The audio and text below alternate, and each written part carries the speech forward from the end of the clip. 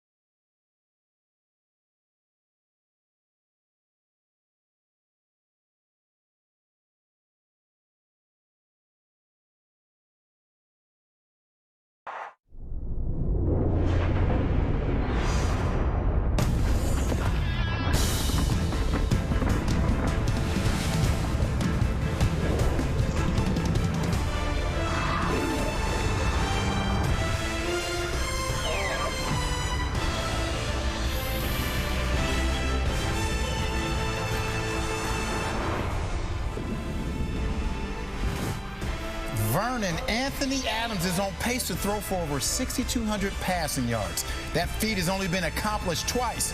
I truly believe if VAA plays all 18 games, he'll do it.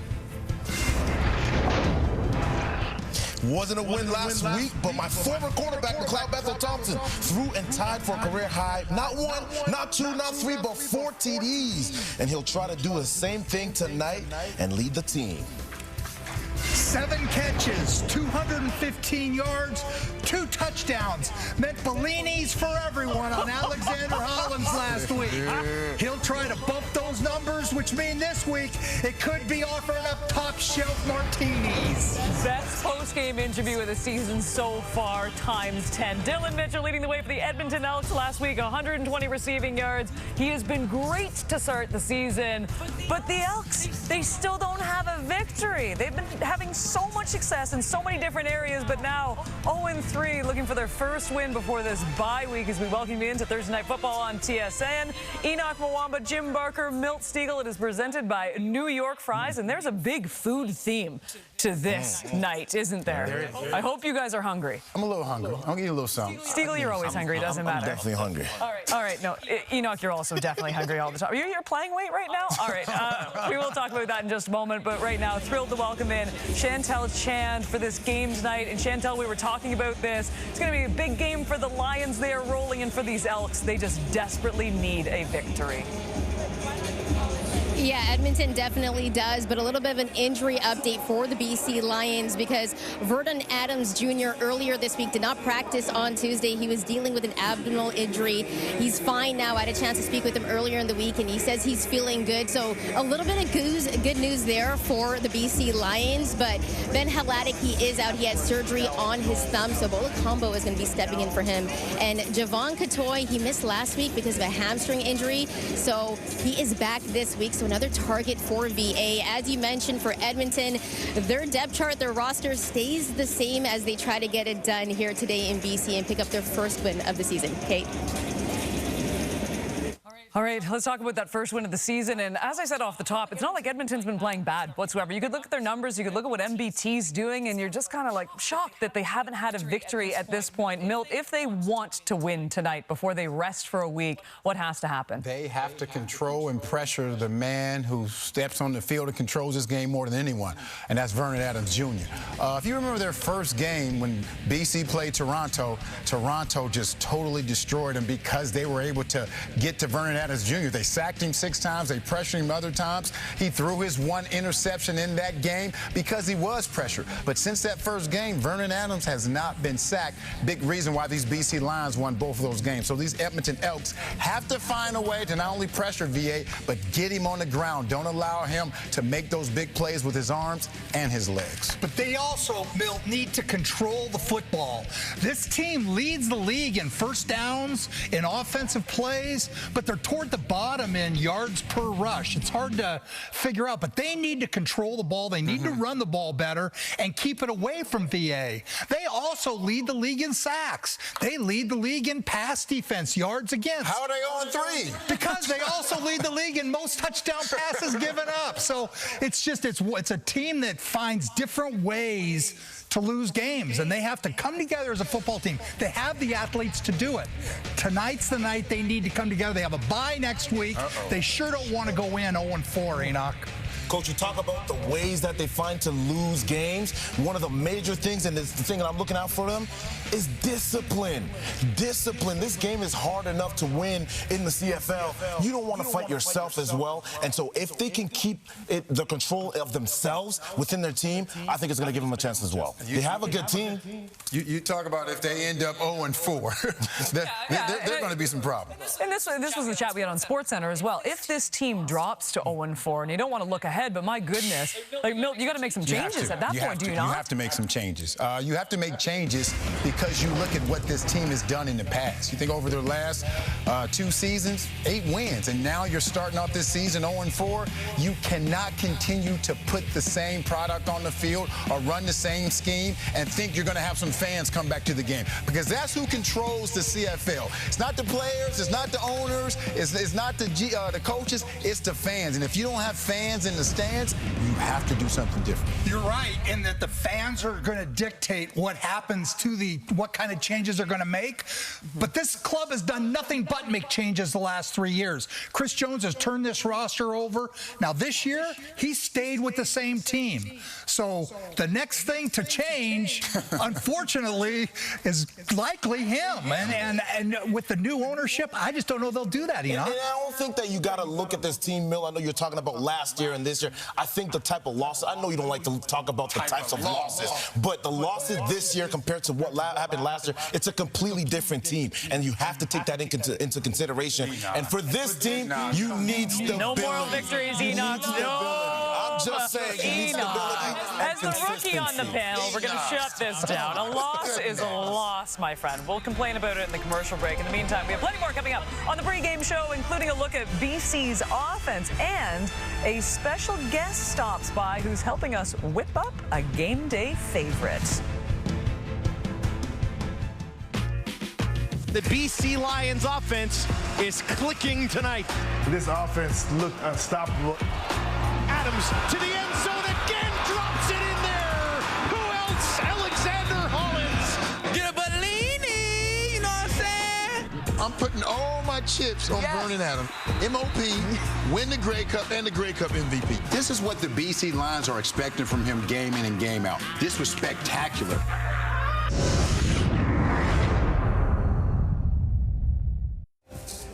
A huge part of the Elks D, Noah Curtis. He's got 3 sacks so far this season, tied for the league lead. Edmonton needing a huge game from him tonight to slow down that Lions offense. All right, time to help you with your last-minute decisions here. Here's a look at the 5 most popular anytime touchdown picks for Thursday Night Football. The top 3 choices will all suit up for the Lions, which shouldn't be a huge surprise since they're a huge favorite in this game. Stanley Berryhill, we've seen him a lot so far this season in this segment. He has the longest odds of any player for either team on the graphic. It is time for our anytime touchdown scores. Remember, we are keeping count this year, and we have a big prize for the winner, Enoch. Who is your anytime touchdown scorer Well, I'm going to go with Curly Gittens Jr., okay?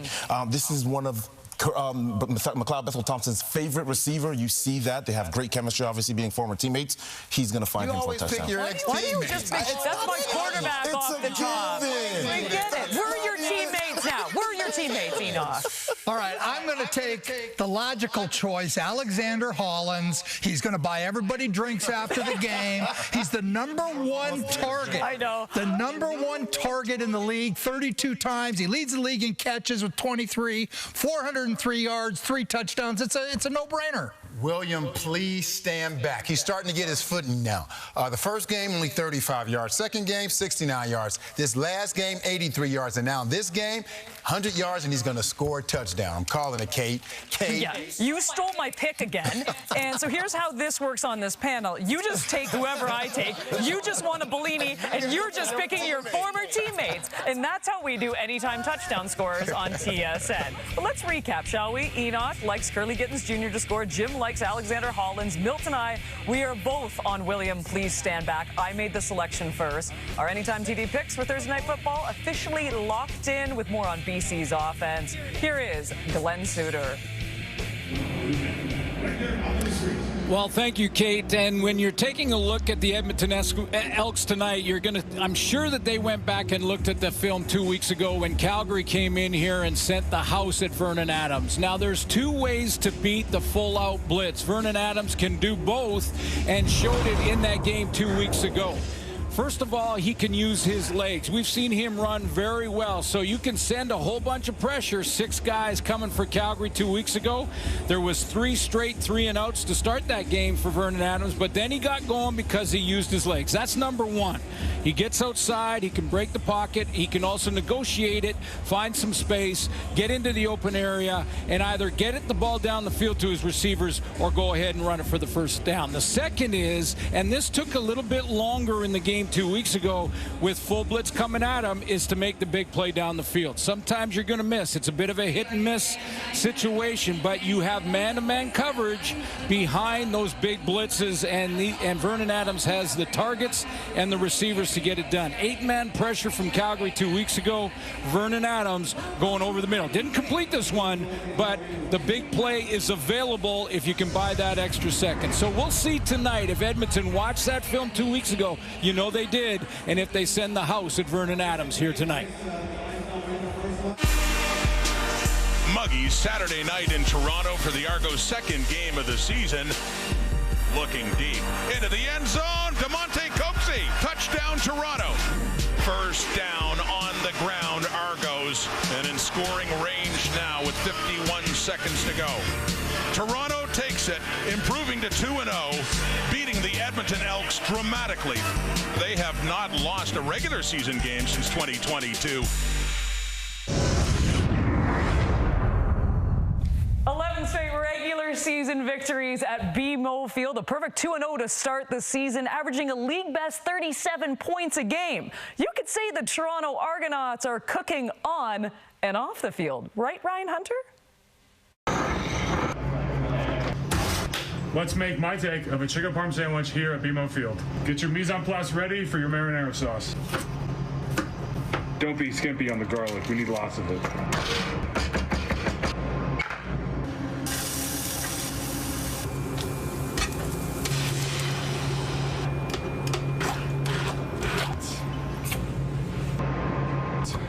Whatever you find.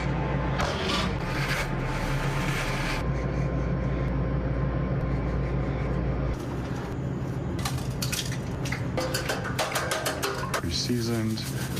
Pro tip, add a bunch of Parmigiano Reggiano to your breadcrumbs. It'll make your batter that much better, that much crispier. That's a big boy. Always toast your buns. And now, bun, chicken, marinara, mozz. This is always on the extra side. Good amount of Parmigiano Reggiano. Moment of truth. I could eat chicken cutlets, chicken parm sandwiches every day of my life. 10 out of 10 every time.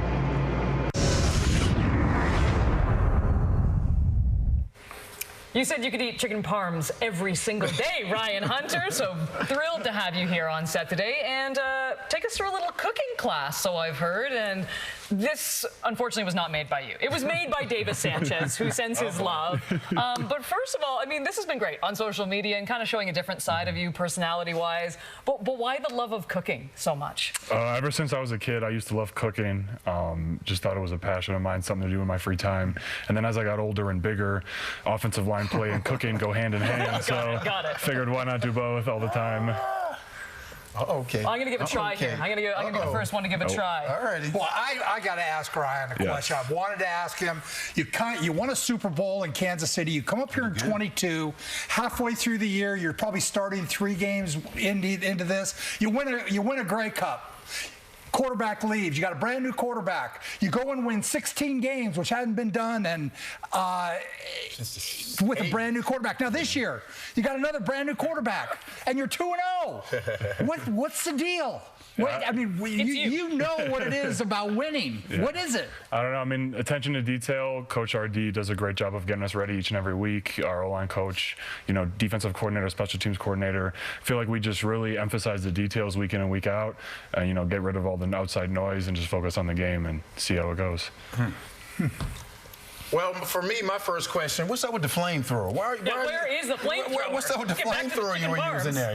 Fortunately, ran out of butane, but I'll bring it next time. And my second question is, all offseason, the pundits, including, some of us and the fans, were talking about all the players you lost on offense and defense. But the most important people, the anchor to the Argo ship, the offensive line, stayed intact. First of all, talk about them. And secondly, do you cook for them sometimes? Yeah, it's funny. Last year, after I started posting a lot on social media about cooking, every week I'd come in and the guys would be like, hey, when do I get food? When do I get food? So I'd text a couple guys every week to come over and test whatever I was cooking that week. So they were pretty excited that I got through most of the team. So how many Parmesan sandwiches would you have to cook if all the offensive linemen came over? Actually, last year for the Eastern playoffs round 1, we had a watch party at BMO, and I ended up cooking 50 Korean fried chicken sandwiches for the team just as a thank you to everybody. So yeah, I just love cooking for people and watching them enjoy food. So.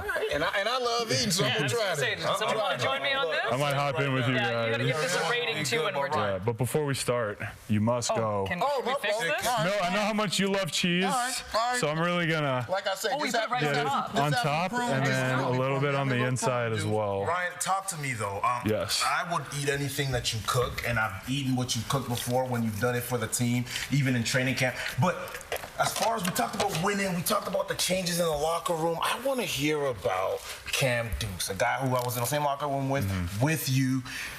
We didn't know exactly what was going to happen, but talk to me about the changes and the growth that he's experienced and how he's able to lead this team this year and the impact that he has on this team.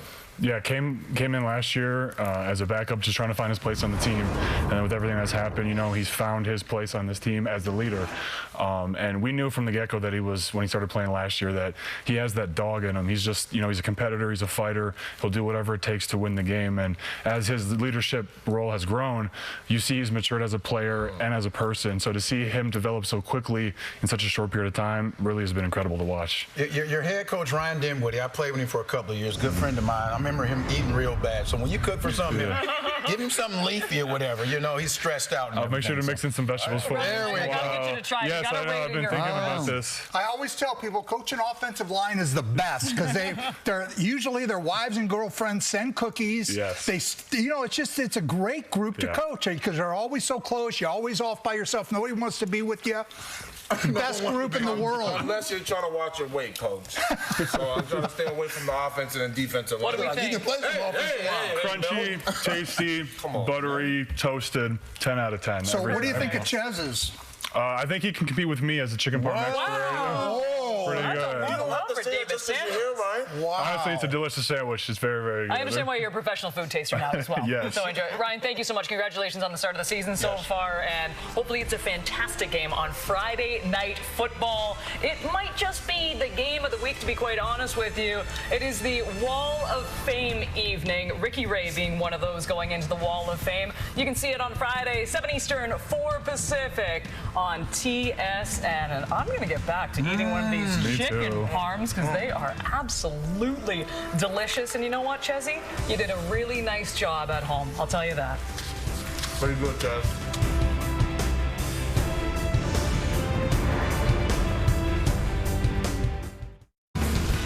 Taking a look at the rushing leaders through the first 3 weeks. A pretty star-studded board, by the way. Kadeem in second, Walter Fletcher third, A.J. Ouellette, James Butler. But at the top, William Stanback really, really finding his footing so far with the BC Lions. Here he is. Will, you've had a great season so far. Tell me how you feel like you played. I feel good. You know, the confidence is building every week. I got my guys behind me. We have great game plans to get the run game going. Just trying to stay consistent and just get back to my old ways. Edmonton struggled against the rush last week. How do you try to take advantage of that tonight? Just try to attack them early. You know, just try to hit them in the mouth. That's the mindset that I always try to go out with, and that's what we're going to have going on today. You know, I really don't have much to say. I just want to get back to how I used to be. Some of these games that I've been having, you know, it doesn't really fit who I really am, you know, my character and everything. And I just want to get the ball rolling early so it could be a great game on the ground. Good luck tonight. Yes, thank you. I appreciate it. I got to sit down with William Stanback before the season, and I asked him, do you like the nickname? Because we give nicknames a lot, and he goes, you know, I do, but I'd like to hear it more often. I'd like to hear my name more often on the panel. So I said, all right, well, if you have the season you think you have, then we're going to be talking about you. So great start to the season for William Stanback. Let's talk about McLeod Bethel-Thompson, your former quarterback, I know. And you know what? You look at his stats. He's got 3 games with 300-plus yards. By the way, he's never done it 4 straight games, so this will be interesting tonight.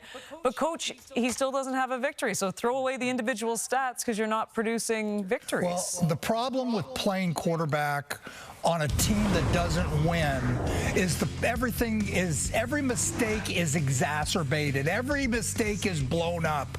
And he's only thrown 3 interceptions, thrown 6 touchdown passes, yet they haven't won a game. He's functioning in the offense very, very well. He knows the offense. He's been with Jarius before. But he's got to continue doing those things. And again, cannot make a mistake because this team can't win when they make mistakes. Totally agree. He's played well, but you got to play better. If you want to be great, you have to be able to win when you're not supposed to win. When things aren't going your way, when your defense is not playing great, when your receivers aren't playing great, whatever it may be. If you want to be a great quarterback, you have to find ways to win, and I'm sure he wants to be great. Yeah, I know he complained about coming off a short week. So what? You got to deal with it. Just go out there and make plays, more plays than what you've made. You've played great, but play better so your team will have an opportunity to win the game. The bottom line is this. He's playing good, but good is simply not good enough if they're not going to win. And that's what he needs to do. He needs to take his game to the next level. But what I do know about McLeod Bethel-Thompson is that he possesses the intangibles to lead this team, especially in this stretch that they're going through right now. They need guidance, they need stability, and he will be able to provide that for this team. And it would be a monster one for them tonight if they could pull this off. Let's go back to Chantel, who's standing by with Dylan Mitchell. Dylan, you've become such a reliable target for Bethel-Thompson. Tell me how that relationship has grown since training camp. I feel like our relationship has reached a point where I'm continuously wanting to grow, and I feel like he's the type of leader who's always trying to push me and make me better, no matter what's going on the field or what's going on off the field for us. I feel like he's been a huge help and will continue to be. I know a couple of words you probably don't want to hear is 0-3, but how do you guys pick up your first W here on the road against a rival like BC? I believe by making sure we limit to our penalties, making sure we make the plays when we need to, and being a disciplined football team. Good luck tonight. Thank you. Milt, when I think about you having hair, that's the hair that I picture you having. Is that what you look like? Hey. 1961. I may grow it out. Oh, my God. I would pay money to see that. Okay. All right.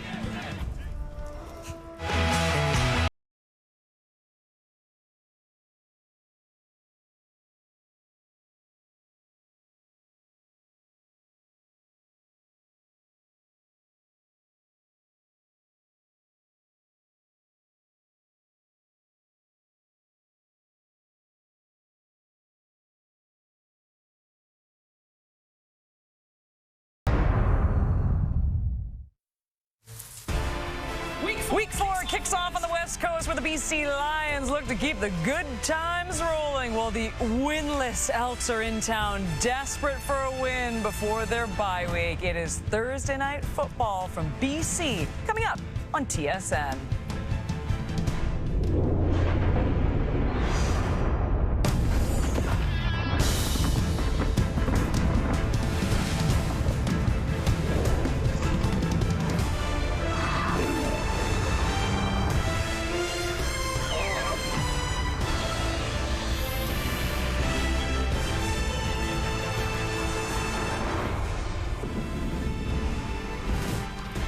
One of the most exciting players in the CFL, Vernon Adams Jr., leads the CFL with 1,038 passing yards. If you're doing the math, he is on pace for 6,200. No pressure. Meanwhile, McLeod Bethel-Thompson, I know that his Elks are winless, but he has been great statistically. Tied a career high with 4 TD passes last week. He has thrown for 300-plus yards in 3 straight games. This would be the first time in his career he would do it 4 straight games if he can find a way to get the ball in the air against these BC Lions. Back inside the Thursday night panel, and it is Enoch Mwamba, Jim Barker, Milt Stiegel, presented by New York Fries. We were promised fries tonight, but we're going to get them next week, I've heard. And you know what? Let's talk about these Elks right now, though, Enoch, because they need this win so badly tonight. They can't go into this bye week 0-4. Okay, we keep talking about McLeod Bethel-Thompson lighting up the stat sheet, but in my opinion, they need to run the ball. If they can run the ball and become more than just a one-dimensional team, it'll bode well against this really good BC Lions team. Yeah, besides running the ball, their secondary needs to tackle great, and they need to just play sounder defense. They just give up too many big plays. They're do pretty well in yards, do all that well, but they give up too many big plays. Well, you talk about big plays. The man who controls this game more than anyone is Big Play VA. And for these Elks to have an opportunity to win, they can't let him get going. We saw in the first game in BC against Toronto, how did Toronto beat him? Because they were able to contain VA. Not only contain him, but sacked him 6 times, forced him into an interception. But since that game, VA has not been sacked. He hasn't thrown interceptions. All he's thrown is touchdowns. So these Elks, when they have an opportunity to win this game, they have to stop VA. And you talk about hair, Kate. We were talking about earlier, we talked about Dylan Mitchell and his hair and what he would look like. And I thought that's how I pictured you with hair. Kate, I look better than that. You want to know how I look with hair, Kate? Oh, no, you did. No, you did. No. Unbelievable. Just let your Do you just have that wig on standby, ready to go all the... Like, do you travel back and forth with the wig at all times? You know, just in case I'm hanging out with my sons and they talk about me a little bit, I'm ready to go, baby. I feel like you could just put a helmet on, you'd be fine. Ready to go. Don't hate me because the camera's not on you anymore. No, don't even put the camera on him. He's had enough attention in his life. He's doing just fine. I just cut it off now. I still got hair. Oh, BC has won 7 straight meetings against the Elks. They'll look to make it 8. We'll get you to BC Place right after this.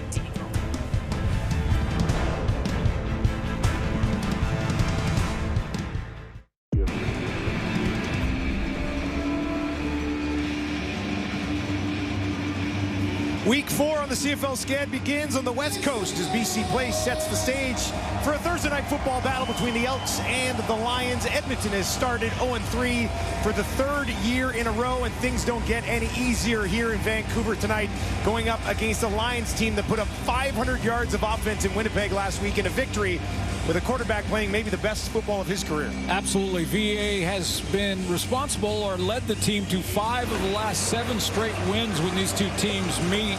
After 3 weeks, Big Play VA leads the CFL in yards and big plays. McLeod Bethel-Thompson has done everything except get a win. He's coming off a 4-touchdown game.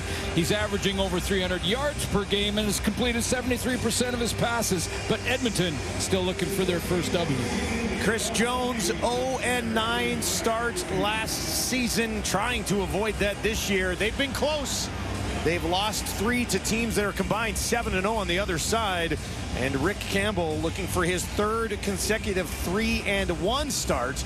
7 wins in a row in this head-to-head on the side of the BC Lions as we get ready to roll into another week of great CFL action. We are underway. Boris Beatty hangs one up there. Williams waits, takes it at the 7, and all the way back out to the 20 on the first return of the ball game. Broke 1 tackle, not the second, and he stopped around the 28. Vernon Adams on pace for a 6,000-yard passing season. I mentioned leading the league. What's maybe most impressive is that touchdown to interception ratio. 6-to-1 is outstanding. Offensive line made some changes after week 1, giving him time to throw. 2 weeks ago, Calgary sent the house at him in the first quarter. Generated 3 straight 2-and-outs. Passer rating of 119.5 right now, the highest of his career. Starting on the 28, hands it off to Stanback. And Stanback pushes it outside the 20, trying to run the ball outside against Edmonton, which has led to some success so far this year. Well, that offensive line for BC has not given up a sack since they put Tyler Packer at center and Chris Slugger at guard. That's been the change after week 1, where they gave up 6. And there is a guy coming. Well, there's a wow factor with Alexander Hollins coming off not just a big game, a monster game, well over 200. 2 touchdowns, 215 yards when it was all said and done. VA quickly looking for McInnes. He had slipped, and Marcus Lewis had a great crack at that one for an early interception, but he couldn't hang on. Well, this gives you an idea of the timing and how you have to be on the same page with your receivers with offense, because even that little slip, that split second where McInnes went down, the timing with the ball was thrown to that spot, the timing was off, incomplete. Quick 2 and out to start the ball game here. BC won the toss, took the ball, and can't do anything with it. Flintoff will boot it away. Javon Leake slides over to his left. Takes it cleanly at the 32. And up the sideline for a short return. And a look at McLeod Bethel-Thompson. Well, the numbers are there. I mean, there's no question that quarterbacking has not been the issue in this 0-3 start for Edmonton. Almost 1,000 yards passing. I mentioned completion percentage over 70. And he's thrown for over 300 yards in every game. He has never thrown for 300 yards in 4 straight games in his career. So he'll try to do that here against the BC defense. Starting on their own 43 for the visitors. Fakes the handoff, dumps it on the far side, and that'll be taken for a first down. And a little bit more on the far side of the field. Arkell Smith getting involved. Yeah, Arkell Smith is going to be just off in the backfield here. He's sort of a slot or almost a loose tight end coming across the formation. Then he just shoots out to the sideline. MBT hits him in stride, and he turns the corner. And if he doesn't step out of bounds there, he gets another 50. Third catch of the season for Smith out of Central Missouri. 34 touchdowns to Central Missouri. That's a school record. MBT now, they get him out to his right. Drops another completion in there. That one goes to Gittens. And he's taken down by Kent. Let's take a look at this Elks offense. We'll change up front on the offensive line. Hunter Stewart started at right tackle last week. He moves into guard. Brett Boyko will play the tackle spot. And speaking of coming off big games, Dylan Mitchell over 100 yards in their last outing and is really getting on the same page with MBT. Herji Mayala tonight dealing with a bit of a hamstring issue. Gavin Cobb, who was hurt in the preseason, slides in the slot for MBT in the Edmonton offense. 3 options out to the right. That's where he looks first, has time, sends one down the field looking for Gittens. Gittens never really picked that up, working against Rugamba, and it falls incomplete, 3rd and 6. Yeah, he didn't see it because he didn't react at all. The ball was, he was straight down that sideline or just inside it, and McLeod Bethel-Thompson threw it to his outside shoulder and along the sideline. He didn't even find it. He's looking up at the, trying to gauge the lights now.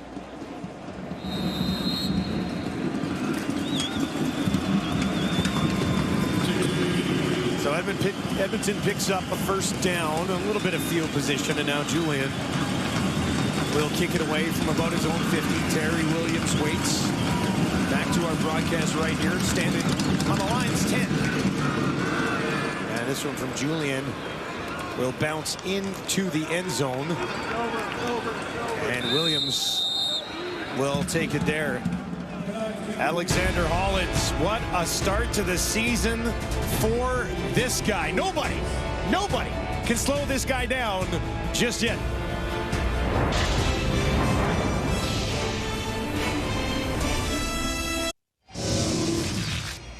The Winnipeg Blue Bombers last week did not have an answer for Alexander Hollins. We know BC likes to push the ball deep more than any other team in the Canadian Football League, and that guy right there He's the reason. Alexander Holland's outstanding start to the campaign. Well, and he made the big plays down the field, the big chunk plays, and when the Lions needed him most. That pass thrown a little bit behind the intended target, Stanley Berryhill, but he is able to hang on, and he'll give him about 9 yards on first down for the Lions. Yeah, he was on fire against that rebuilt, I'll call it, Winnipeg defense, and Winnipeg back in. They will play Calgary this week, trying to find their first win, and every time they would look like they got a little bit of momentum against the Lions last week, Alexander Holland's made a play. Over 400 yards already on the season at just over 1,100 last week. Let's take a look at this Edmonton defense. Good start for Noah Curtis. He's got 3 quarterback sacks, tied for the league lead. And then you look in the linebacking court, Leon O'Neal leads their team with 17 defensive tackles. And if they're going to make that big play, that game-changing play, former BC Lion Luchez Purifoy is usually the guy who makes it. Purifoy with BC in 16, 17, and again in 22. Here's Adams, got rid of that one quickly. And that almost looks like enough for another first down. And there's the first catch of the ball game for 13 in black and orange. Great example of just straight football IQ with Alexander Holland's here. I mean, this is, look when he makes the catch. Nothing fancy about the route. He just finds a soft spot, but he knows where he is on the field and falls forward for the first down. Up to the Edmonton 46. Adams gives it a stand back, and he's got about 5, maybe 6 yards right up the middle for the Lions. How many times have you seen a receiver catch that little curl and then back up to try and make a couple of moves or shake and bake or whatever, and they end up losing 2 or 3 yards, and now you're in, third and 2, third and 3. And stand back in that offense has just got better every single game. Topping out at 83 yards last week, part of that 500-yard game. They had one 500-yard game last year. The Lions already got one in the bank this year. Adams, deep shot, looking down towards the end zone, and he misses. He was looking for Holland's. Kai Gray trying to hang with the Lions speedster there. Well, they're going to take a couple of shots. They're going to test them. And even Kai Gray, who's got an interception, look at there in press coverage. You see press. This is an automatic, I'm sure, especially for Hollands. No matter what they got called, if you see the corner by himself in press coverage, go ahead and see if you can run by him. But Gray stays step for step. Catchable. That was catchable. We saw him make a bunch of those last week. Sean White called into duty early here, 8 for 8 on the season. He has hit 25 in a row. This one from 47, and that's up and bobbled and taken down at midfield. A rare miscue for the Lions special teams unit, and Edmonton takes advantage. Flintoff. High snap. Never had a crack at it, did they?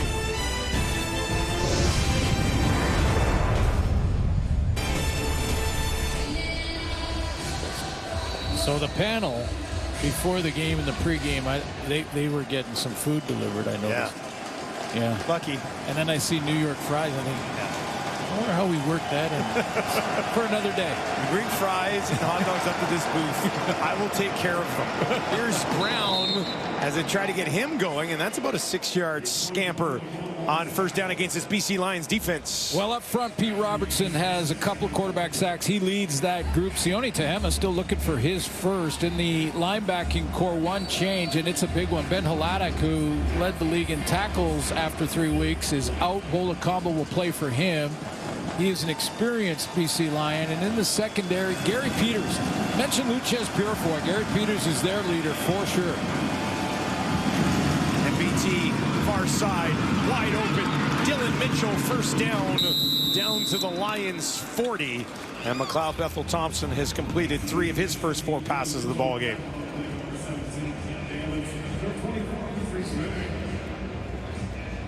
I mentioned the big game for Dylan Mitchell, and I had a good chat with him leading up to this one this week, and how they're just feeling real good about the chemistry between 17 and number 10, their quarterback.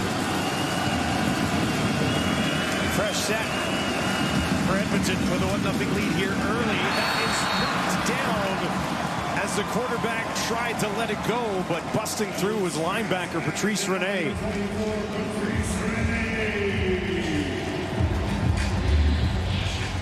Renee's just going to come off the edge, and time is jumped. Now, you can get yourself in trouble as a defender going after the quarterback, timing up and jumping and getting up off the ground, because if he pump fakes this, he has a chance to get down the field. But pressure coming. Ryan Phillips sending the linebackers. Javon Leake into the game at running back. 3 options out to the left. That's where Leake will go as well. MBT looks to his right, takes off, and now he's going to run it. Lunging over top of the defender. Coming up just shy of the first down, but he does it in style. Does he ever? And you don't, I was thinking you don't see him run much, and pretty soon we'll see the hook slide, but not MBT, who's looking for that first win. He's battling, try to lead by example, get up and try to get that extra couple, and he did. So now they're in a chance to, well, they are sending out the field goal team. It ended up being 2 yards. They marked him with the elbow, not the roll. The roll got him a yard away, and I'm sure they would have gone forward at that point. They'll set things up for Boris Beatty. 4 of 5 on the season. 3rd and a long one. Beatty for a 4-0 lead here early, and he is able to knock that one home. And Edmonton with a lead in Vancouver on Thursday Night Football.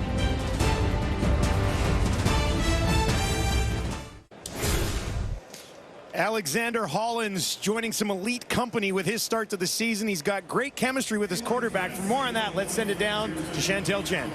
When Vernon Adams Jr. got traded back in 2022, Alex Hollins was on the practice roster. And I asked Vernon Adams about the chemistry and how it kind of grew. He said, after practice, I would stay late and throw routes, and Alex Hollins would stay with me. And I ended up learning that he's really good. He talks a lot. But man, how is this guy on the practice roster? Then Vernon Adams ended up starting in his 2nd or 3rd game. Hollins got the start as well, and they never looked back after that.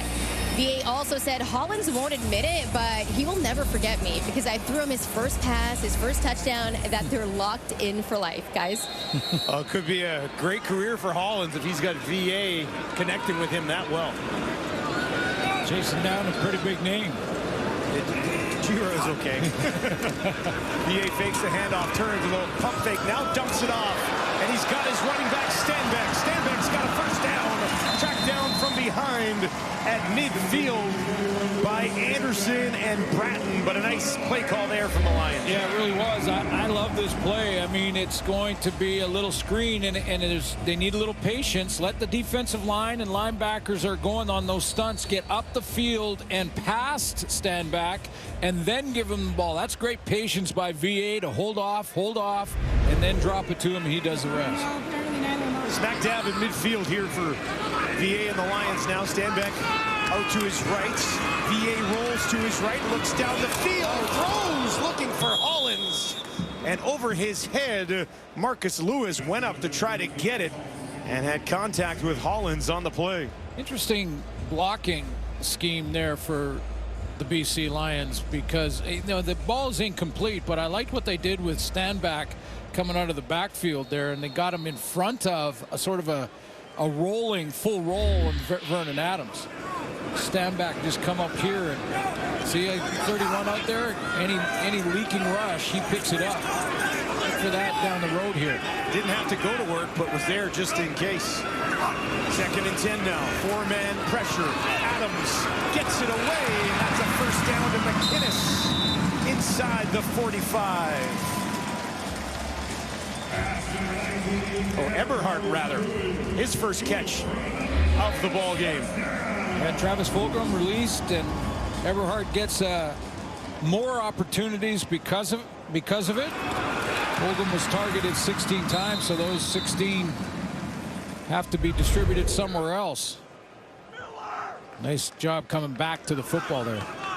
26-year-old out of Wyoming, getting an opportunity now to establish himself as part of this outstanding BC offense. Adams wasting no time, quickly goes right back to him again, and he lunges ahead. Might have enough for another first down. If not, he's just short. Didn't mention it in the intros either, but you got Eberhardt now who's going to play the slot back spot, and Stanley Berryhill is coming off a good game himself against the Bombers, and then Javon Katoy back in the lineup. Receiving core looks pretty solid. And of course, Keon Hatcher still sidelined, but we know what he's been capable of the last few years. Short yardage, they'll push it ahead. David Mackey handling those duties. Second time he's done that today, and a first down here for the Lions as they put together their best drive of the ball game thus far. Don't see that very often in short yardage. In fact, almost never. I mean, you see the direct snap to a tailback, but it's a shotgun snap for a running play. But for Mackey now in short yardage, he has to go up under center.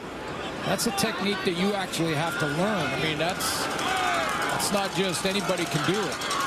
Ante Litre's been doing that a bit this year as well. Here's Adams, pressure right up the middle. He's got to run out to his right, dumps it back over the middle.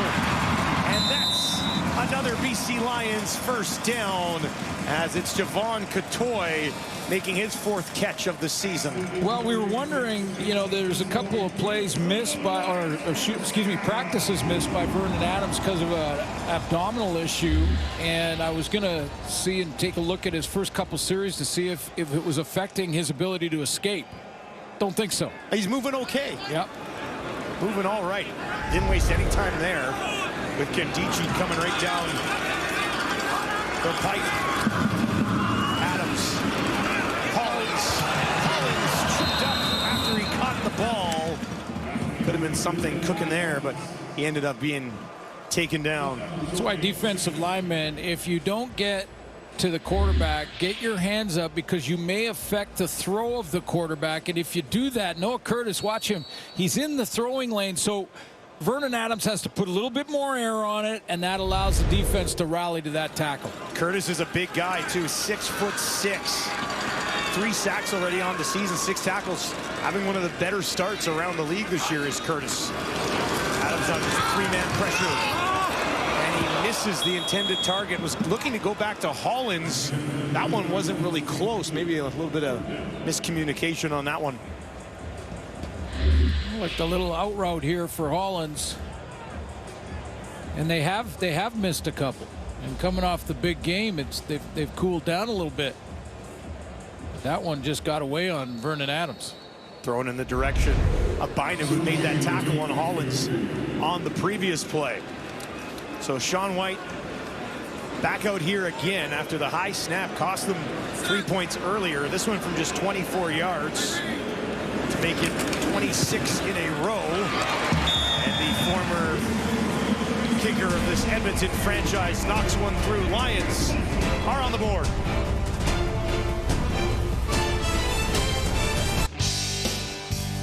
Friday Night Football continues tomorrow as the Alouettes go head-to-head with the Argos. Tune in at 7 Eastern, 4 Pacific on TSN. 2 quarterbacks that have had great starts to the season. And who gets the first loss of the season? Somebody's got it. Someone's got to lose that game. And well, that's what you think about Edmonton.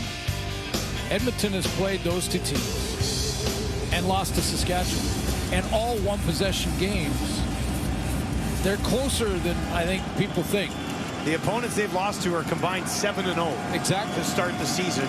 Edmonton 0-3, and now get the BC Lions head-to-head here. They'll hand it off to Brown, and Brown gets about a yard. Maybe they'll give him 2 on first down. And yeah, this is big, because they're going to be honoring one of the best in Ricky Ray. Over 20,000 yards, championships in with 2 teams. The Argos will be honoring the great Ricky Ray, one of the most accurate passers in CFL history. That'll be a fun night tomorrow night. I think the most ridiculous stat with Ricky is he leads 2 franchises in passing yards in such a great passing game. Oh, NBT! That one looked like it hurt. Rene Free pass to the QB. Takes advantage of it. Yes, it was. Free pass for 24, and he didn't disguise it either. I mean, he's coming off the edge, and Rene has a clear shot. Unblocked, right to the target zone, and big hit on McLeod Bethel Thompson. He's trying to look down the field and doesn't have us. Wow. Good, hard, clean hit. 3rd and 16. Julian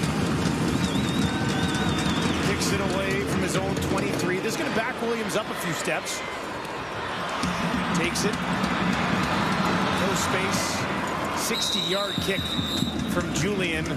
Return to the 29, and that will do it for the opening quarter. Edmonton 0-3 on the season, leading 4-3 after the first 15 minutes. Lions, Elks, Thursday Night Football.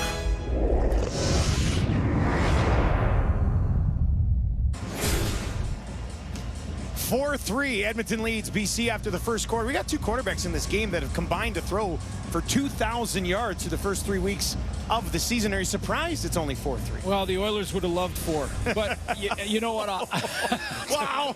I'll tell you what. Yeah, that's too bad. But you know what? Listen, the defenses are allowed to win. And in the first quarter, both defenses did a good job. They sent different pressure packages. We saw Patrice Rene come off the edge, and McLeod Bethel Thompson is still trying to recover from that hit. So defenses win the first quarter, and we'll see what happens here when they start to make adjustments on offense. And hey, for Oiler fans, I apologize. Just to clarify, I didn't say that. that was Suits. That was too bad, man. Heck of a series, though. I was behind him, yeah, and a great run. Speaking of runs, Sandback starts this drive with one. And a guy that obviously they've started to get him going a little bit, I guess. Right? Well, they have. I mean, he has come and improved every single game. So he starts out against Toronto, has 35. That's not Stamback numbers. Neither is the Calgary game. Now we're getting into Winnipeg, and yes, it's starting to pick up. They're relying on it more, and sometimes on 2nd and 6, they'll go to Stamback now, and that's where they want to be. Maybe no better matchup to get it going than this one. Edmonton allowing 114 yards on the ground per game. Right over the middle, first down, out to the 50 for Vernon Adams and Justin McInnis. See the timing here for Justin McInnis on this curl route. He goes down the field, he's going to curl back in, and timing, boom, turns around, ball's there. Remember when he slipped? The ball was still there. That split second made the difference. First catch of the game for McInnis, goes for 18. 6 different receivers already in this game for Vernon Adams. First and 10 from the 51. And he drops that one in. Beautiful throw from VA as he goes back to Eberhardt for a 3rd time tonight. Yeah, his best throw of the night by far. I mean, this is a tough throw to make from that hash mark. And you're going across the field. You got to put air on this. It's a long throw with a 65-yard wide field, and VA drops it right where he has to with great coverage underneath. Wow, what a throw. Simply can't do it much better, can you? Adams, a ton of time, over the middle, down the field, Hollins inside the 10, working against Lewis, and the Lions are knocking on the door. How about the touch of VA here, too, because Hollins is the top of the 2 receiver sides, going to bend into the middle. And on that last throw, he had to put air on it, Vernon Adams, and this time he has to kind of get it in there so that Hollins can protect himself with coverage behind him. Protects that football. And the big chunk play. 3 catches, 46 yards already for Hollins in this game. VA's 10 of 14 for 139. He's got 6 touchdowns on the season. This time they'll hand it off to Stenback, looking for his first. And he is stopped at the 5-yard line.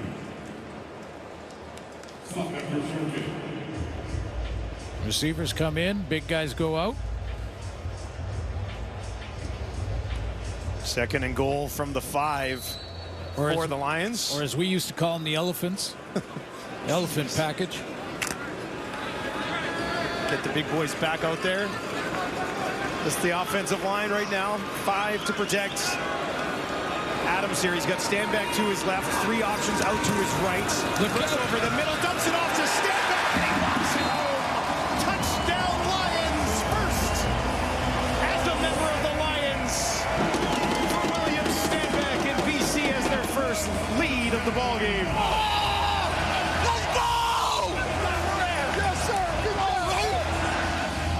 Well, I'll tell you what, you can protect the blitz, or you can get rid of it before the blitz gets home.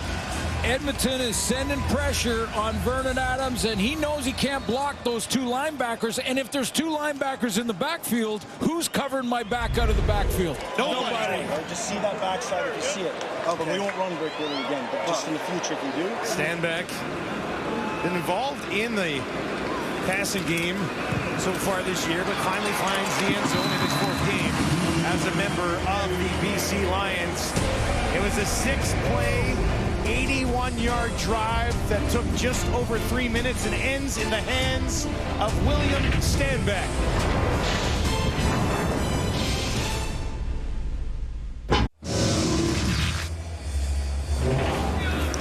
Well, what a drive put together here by Vernon Adams. Timing throw on the first one. A touch pass on the second throw of the drive. Then he has to protect his receiver with the throw right between the numbers and then get it out there quickly to a back who can't be covered because the linebackers are on full blitz. 4 for 4 on the drive for 74 yards for VA. All different types of throws, but all deadly accurate. Up to 146 in the ball game already. 3 catches for Hollins, 3 catches for Eberhardt. Stanback's got a couple of catches. 20 yards and a major. Feels like a night where Edmonton has to find a way to keep pace with this BC Lions offense. Leak on the return. Got past 1 man, forced out of bounds at the Edmonton 30 as McLeod Bethel-Thompson trots back out onto the field. We'll see a little bit of Javon Leak in the offense. I think he started to get out there for this first down, but then got called back to the sideline. But we will see him mixed into the offense, and I think he's doing the return game too. But it's something Edmonton could really use in this one. We'll see if they get Geno Lewis activated here. He's 4th on the team in catches through their first 3 games. Big target for MBT. Couple of fakes down the field. Dropped in there for Dylan Mitchell. Takes it inside the 40. And just like that, Edmonton strikes with a big one. And Dylan Mitchell's great start to the season continues. Dylan Mitchell's going to line up all by himself to the wide side of the field. Now, there is a tight end in here, basically another receiver playing tight end, but bunch formation to the left, a little fake up the middle, fake on the fly sweep, and really just fools the secondary for the Lions. Got him behind him. I thought if MBT put a little more on it, now that's risky because it might be too much, but a little more on it, he probably scores. 45 yards to Mitchell. Now a handoff to Brown, hesitated, found a little bit of space, and gets close to 5 yards on that first down carry. Let's take a look at Mitchell last week against Toronto in that 39-36 thriller. Yeah, big one. He had 6 targets, 5 catches, 120 yards, and maybe the most importantly, some big chunk plays, 3 over 30 yards, classified as the big play offensively, and that was another one here tonight. We talked to Mitchell earlier this week, and his confidence, it's there. He talked again like last year when he said he wanted to go for 2,000 yards. We brought it up with him on a call this week. He goes, I always think I can go for 2,000 yards. Like, he's a very confident young man. And he's a part of a great group of receivers that McLeod Bethel-Thompson has to work with this year, and Mitchell's had a really good start. We've got an injured BC line. I believe it's Josh Woods will step away.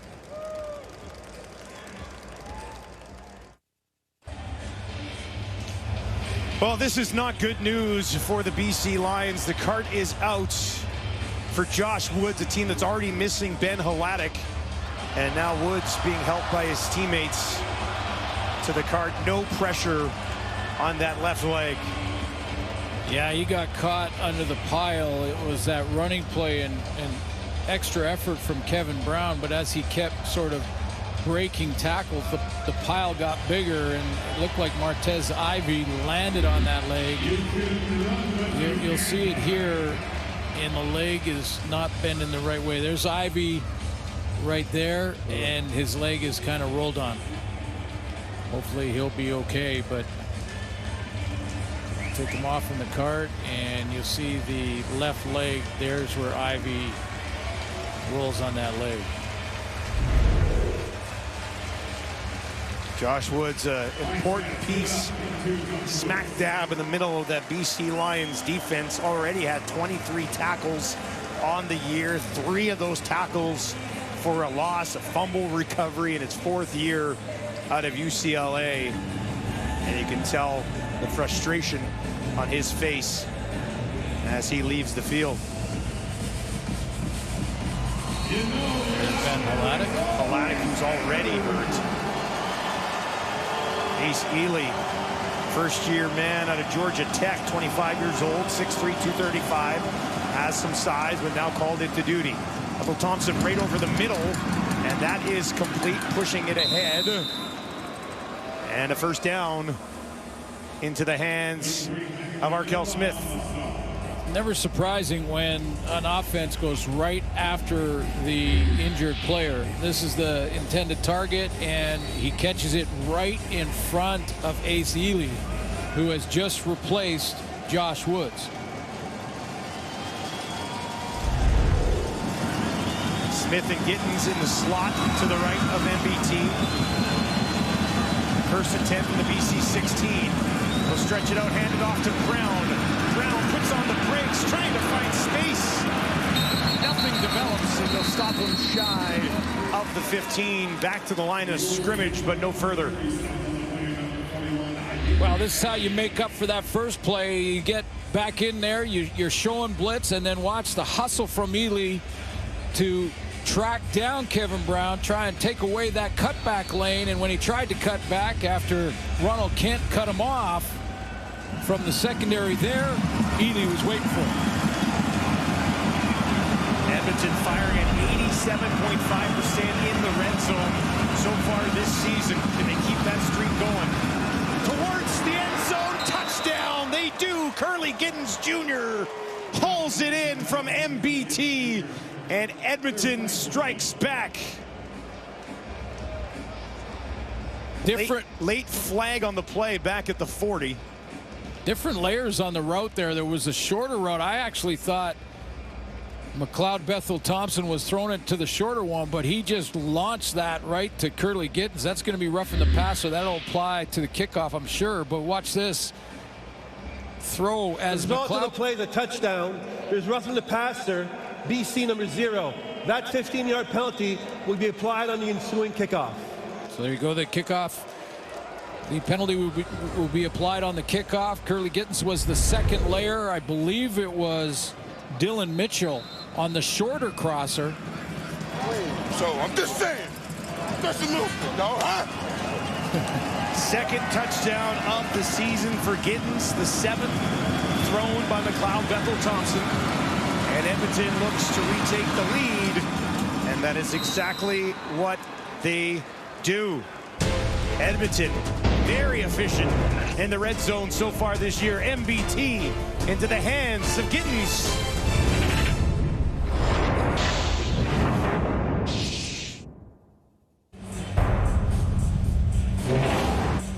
There's Curly Gittens in the touchdown, and here's the second layer. Gittens in behind that layer, so the same sight line for McLeod Bethel Thompson has 2 of his targets in that same sight line. I think it actually froze a couple of defenders for a split second when they looked and thought it might be an underthrow, and it wasn't.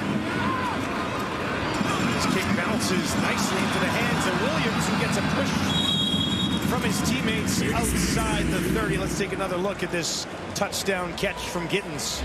A lot of guys, a lot of offenses call this the bender. And it's Gittens a little hop step just to change his pace, and then turns inside. There's Eugene Lewis. It wasn't Dylan Mitchell. It was Eugene Lewis on that second layer inside, and that's tough. You're not sure which one the ball is intended for. Easier play to Lewis there for MBT. He had to put some zip on that ball to gun it in to Gittens. But Edmonton, as I mentioned earlier, felt like they had to keep pace with BC here tonight offensively, and they respond with a touchdown drive of their own. Handoff to Stanback, runs into the line after picking up a yard, maybe 2.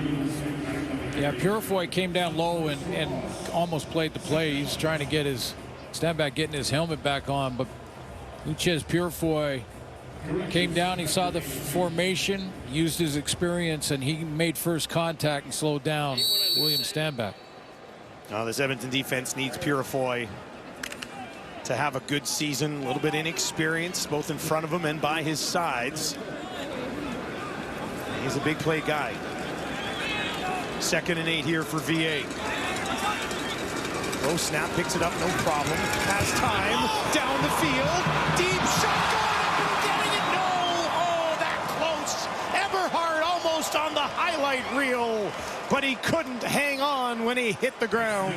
Well, first of all, Luchez Purifoy has to tell one of his teammates to get over there to cover Eberhardt, because he's a little late going over, and then he's number 2 receiver straight down the seam. And yeah, it was so close to a big play. That was Leon O'Neill that was trying to track him down, and that was the guy that Purifoy said, get over there. It's a deep route. Von Leek, Mackey, right on top of him. Stopped at the 35 of Edmonton. So the Elks get the ball back. Eberhardt, though, this would have been spectacular if he wrapped this up.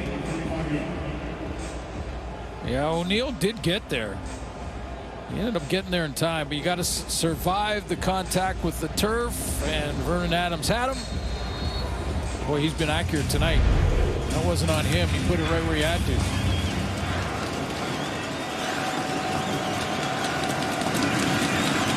Bob Bethel-Thompson, 6 of 8, 103 yards and a touchdown so far. Just 4-man pressure, but they get through. He's hit as he throws. Diving back towards the ball was Mitchell. Could not get there, and it falls incomplete. Deontay Evans had a crack at it too.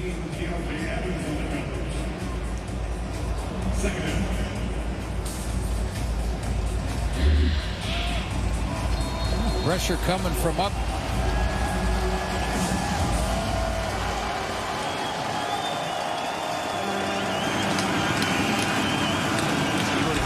Getting there.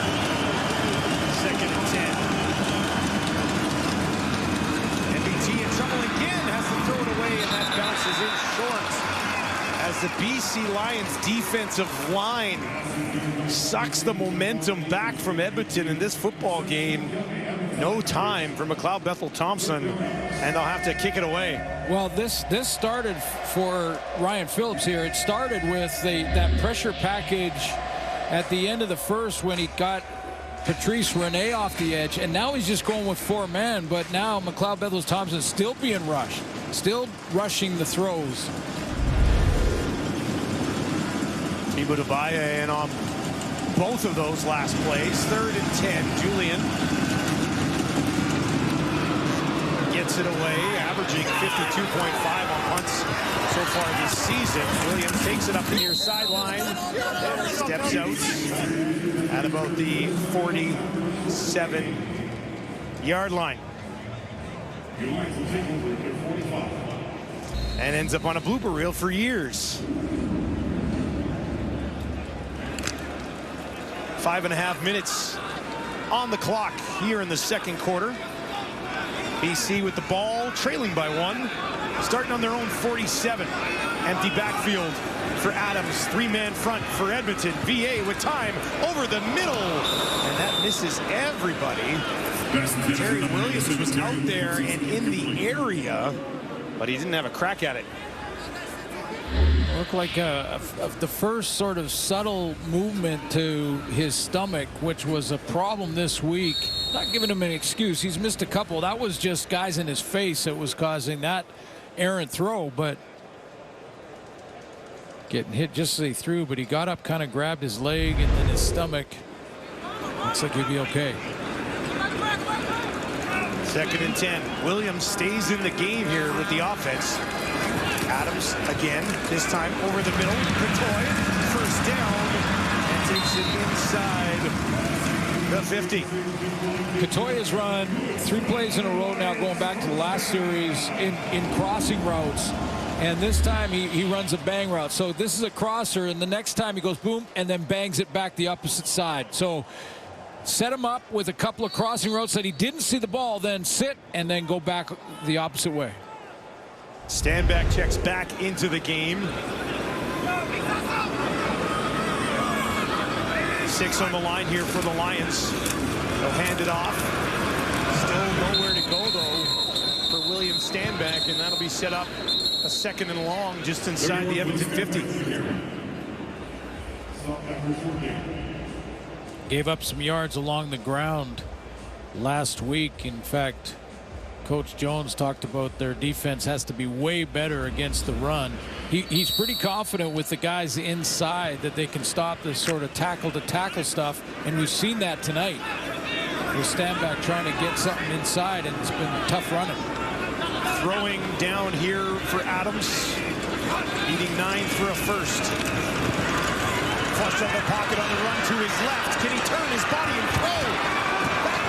And just has to throw it away with pressure in his face from that Edmonton front. Pretty good redirect there to get outside and cut him off. Because we've seen Vernon Adams beat a lot of D linemen outside when he gets going, and he's got that quick feet and great speed to get out here. But this is good effort. Sam Achenbaum coming outside, cutting him off. Elliott Brown was already out there. He's usually on that defensive line for Edmonton. Flintoff, what was that? He almost looked like he fell down. That one comes off the side of his foot. But there's a flag that was thrown, I believe, on the near sideline at the end of the play. Yeah, because he didn't get it inside the 20 and went out of bounds. Yeah, onside. But, you know, Flintoff might be a little rattled from when that snap went through his hands. It was a high snap on the field goal miss in the first quarter. Remember that one? Yeah. Turned around, picked it up, and took a hit. Just a 21-yard kick here from Flintoff. Because he is the holder on field goals for Sean White. Illegal kick out of bounds. BC number 11 will go up 10 yards from where the ball went out of bounds. It's going to be first down for Edmonton. Just shanked him. Snap was good. Drop looked decent, but the drop was clearly too far outside. Hit the side of his foot and went straight out of bounds. Tack on the flag for the kick out of bounds. And it's 10 yards. Net difference here. Javon Leak out of the flat, looking for some space. Decent pickup on first down before being taken down by Ronald Kent Jr. Tight football game here as we hit 3 minutes in the second quarter. Coming up at halftime, we've got good VA, good MVT, maybe the hit of the year, and raise your hand if your anytime touchdown scorer has already scored. Woo! JB? Still late. No. Welcome back to BC Place. 11-10, the visitors lead the BC Lions. Prokop into the game, 2nd and 2 from the Edmonton 46, trying to push it ahead. It looks like he will be stopped a little bit short. And that'll bring up 3rd down. All right, let's send it down for an update on Josh Woods. Back down to Chantel Chan. Yeah, Josh Woods left the game earlier in the quarter. He will not be returning. He's dealing with a knee injury, and Ace Ely will be replacing him. Destin? Thank you. Ace Ely gets the rest of the game here for the Lions. This is third and 1 for Edmonton on their own 47 late in the half, and Pregame will remain in the game. Got to pick up the first down here, trying to push ahead. Oh, and it's going to be close. Right on the mark. Needed the 48. And that's where they're going to put their foot down. And it is a first down for Edmonton. BC came mighty close to turning that ball over. You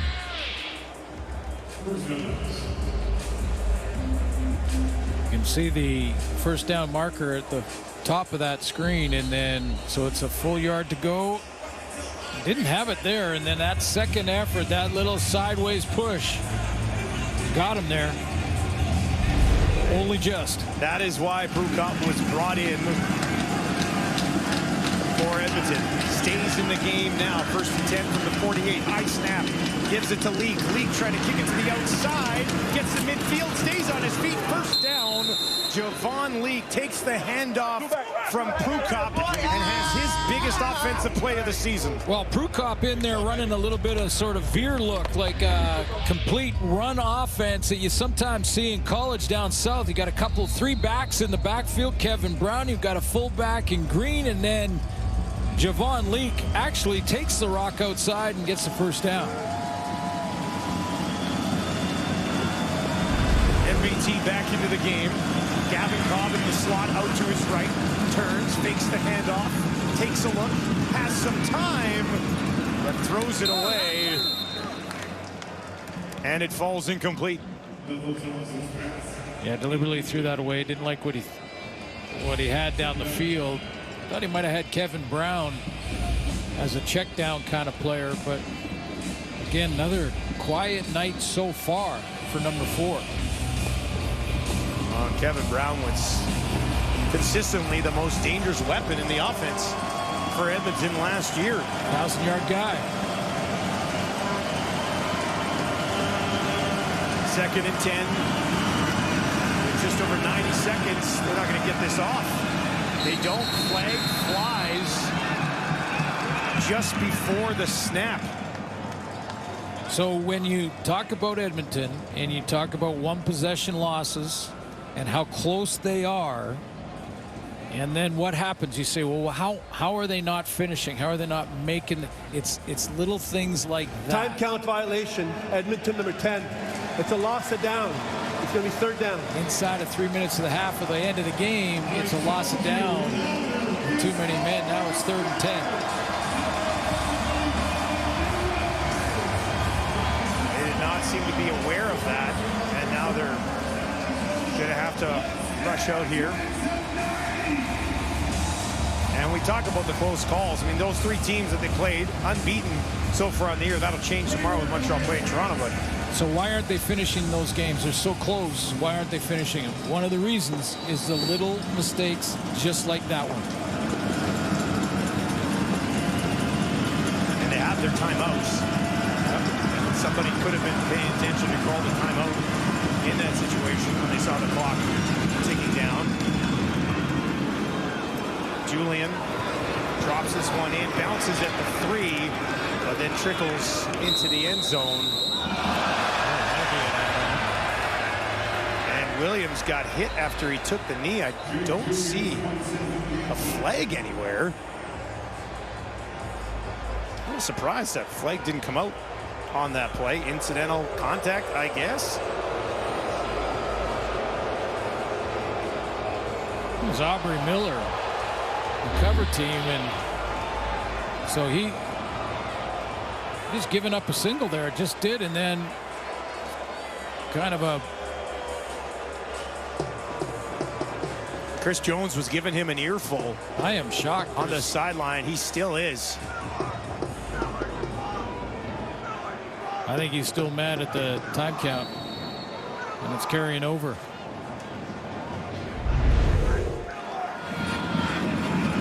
So now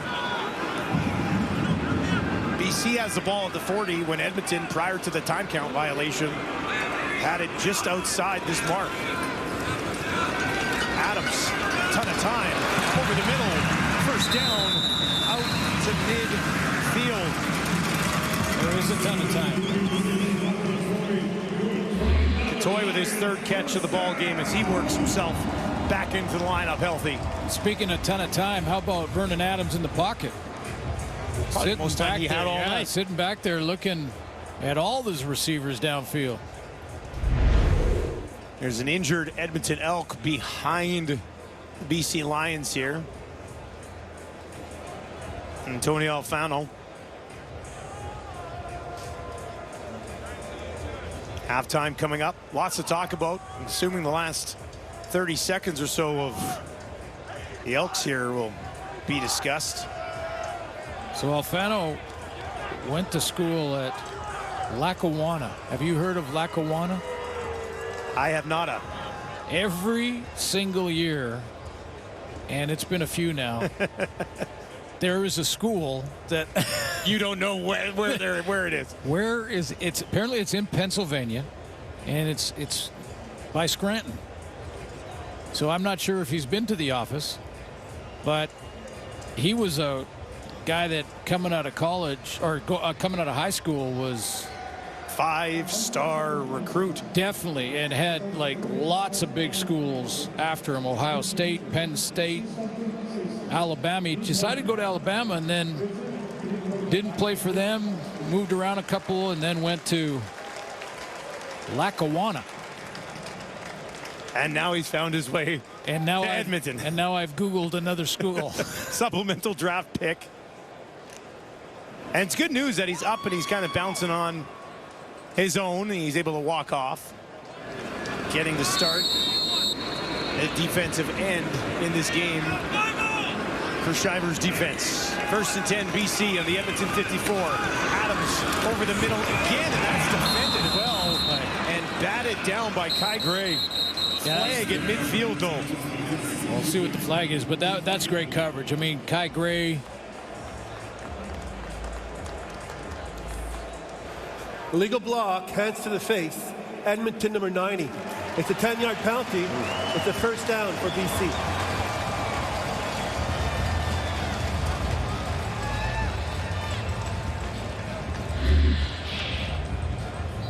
Kim Dichie. Yeah, Kim Dichie. It's weird that it's called a block, but you can see the right hand right under the chin of Tyler Packard. Can't do that. So now a flag moves him down to the Edmonton 44. Just over a minute to work. Adams quickly gets it out. Let's take it down inside the 30. First down again. And it's Eberhardt as BC trying to take advantage of Edmonton late here in the first half. Yeah, and you know that Chris Jones is going to go in at halftime and talk about decisions. And a couple of really bad penalties that are putting the BC Lions now in scoring range. First and 10 from the Edmonton 27. 3 options, wide side left for VA. Looks that way, throws that way. And that one is batted down. Lewis was over there to defend. Maryhill went up to get it. Comes down a little tender. Marcus Lewis now taking a page out of the book of Kai Gray on that. If not for that penalty, would have been the great play and knockdown. See, he plays the inside route first and then slides out to Berryhill.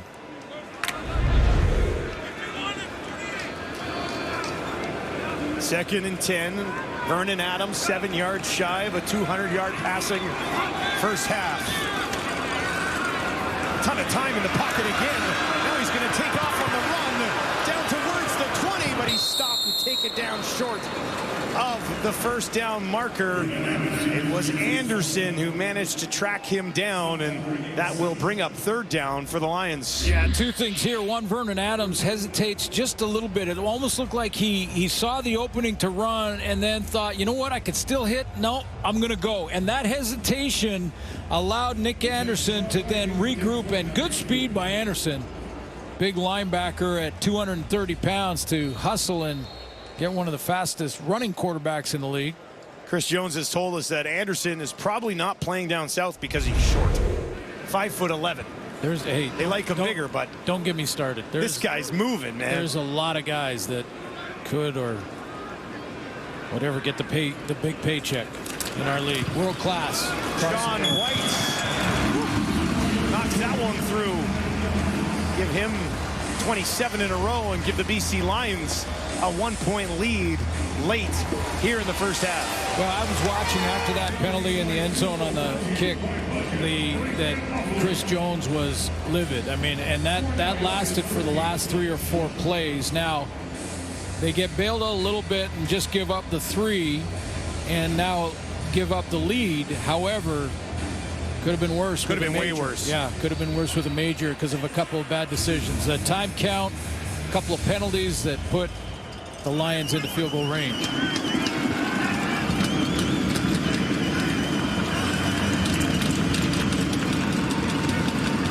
Kevin Brown trying to free up a little bit of space for himself, and he does. Takes it all the way out midfield, and that is how the half will end as that ball pops out, batted away. Clock was at 0.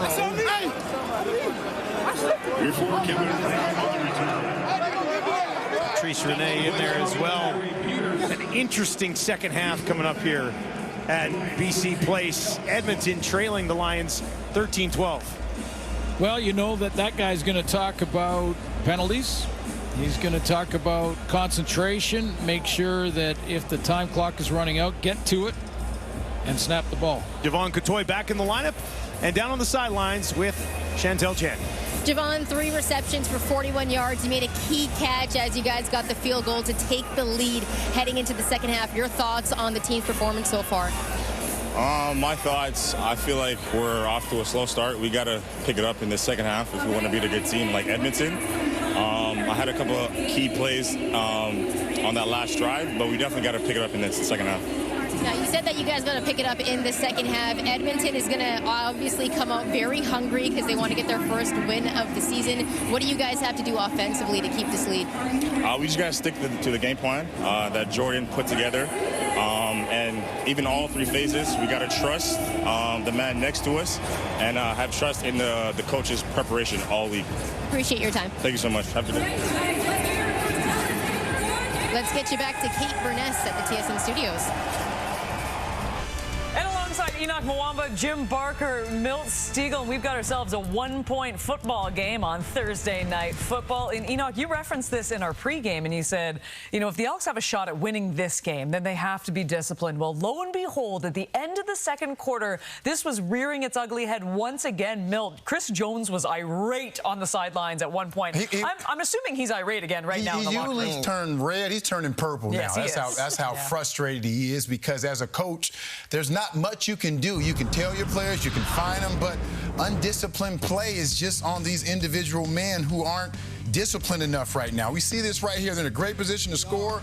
They get a delay of game, and because it's in the last 3 minutes, what happens is they lost it down. And this right here, why are you even close to him, Audrey Miller? There is no reason. That should have been a flag. Chris Jones is like, what are you doing? These guys are in a position to win a game. There's a reason why they've lost their first 3 games by 14 points, because they're not disciplined. There's other reasons, but the main reason is undisciplined play. They have the athletes. They have a good enough quarterback. They have a good enough scheme. But if they continue to play undisciplined football, they're not going to win many games. Well, it's like Enoch said. Good isn't enough when you do things like that. You have to be better than good. I think McLeod Bethel Thompson at times in that first half showed. You watch us run. He's going to take off scrambling. And you know what? This is a 36, 37-year-old guy, and he's going to dive for the first down.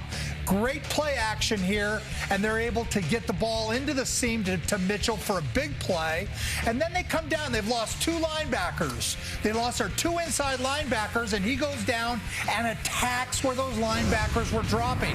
Bolacombo's new in there. He's played, but he hasn't. It's been a Haladic playing. And then they lost the other. What's the other? Wood. Bell? Woods. They lost him. So the inside of their pass coverage was bad. McLeod is a veteran. He took advantage of that. But he's got to do things like that first run because of this kinds of things that happen. Well, Coach, we talked about the types of Vernon Adams that we've seen, and it's been good Vernon Adams all season, but there was a stretch where it was excellent Vernon Adams. I mean, lethal Vernon Adams. And throughout the course of this game, he's been having to get out the pocket to find an extra time. But here, when he's able to stay in the pocket, finds his receivers, and puts it exactly where it needs to be. Look at this throw right there. The field side throw. You haven't seen a lot of people do throw the ball like this, except for Henry Burris, maybe I want to think about. But look at this throw right here, perfectly where it needed to be for Hollins to bring it close. And guess who finishes the drive? William, please stand back. And again, on a mistake, in my opinion, from the defense in Edmonton, it's just cover 0 +1. You've got to keep the rules, and you have to peel on the running back right there, and it's going to help you. But they're making it's the same thing we just talked about. It was just a mental error. The guy, nobody went to cover stand back. He came across a formation, so somebody should have peeled on him. Nobody peeled. No defensive end peels on him. You know, it's one of the first things you learn. All right, overall, very entertaining first half. We have plenty more coming up next, including a lot of Ricky Ray talk. It's going to be a big day at BMO Field. We'll be back.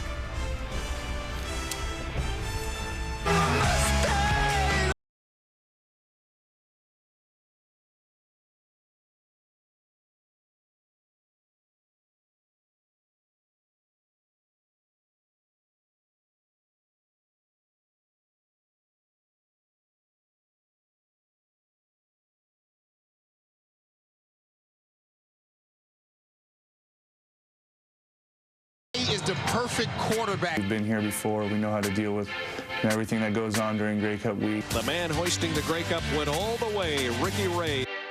I knew that the coaches had the confidence in me to go out there and get the job done.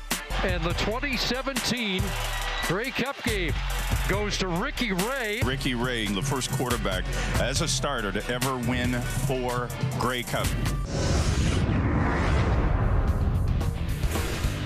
So Ricky Ray will be going into the Argos Wall of Fame on Friday night. He's the Argos all-time leader in touchdown passes and passing yards. He finished his CFL career 4th in passing yards, 5th in touchdowns, is the only QB in league history to win 4 Grey Cups as a starter, and the only player ever to lead 2 franchises in all major passing categories. I still had 16 more stats that I'd like to read to you, but we don't have enough time. Jim, we were just talking about this. You actually traded for Ricky Ray. Where does he rank among the all-time greats for you? Well, he saved the franchise. I mean, the franchise was it was very poor, and then we got a little bit better, but without a quarterback, it's real tough. And we were able to make that deal in 2012, and he comes in the very first year we win the Grey Cup, and he just changed the whole. We were going through a time when we're changing facilities. You know, we had our locker room burned down, and Ricky Ray stayed. He was always the constant. Yep. And no matter, a lot of times our guys would come not know where we're going to practice, but they knew Ricky Ray was going to be under center. So he had so much to do with the success of that franchise, and I'm just excited for him to get honored like this. Who burned down your locker room? It's a long story, but it burned down.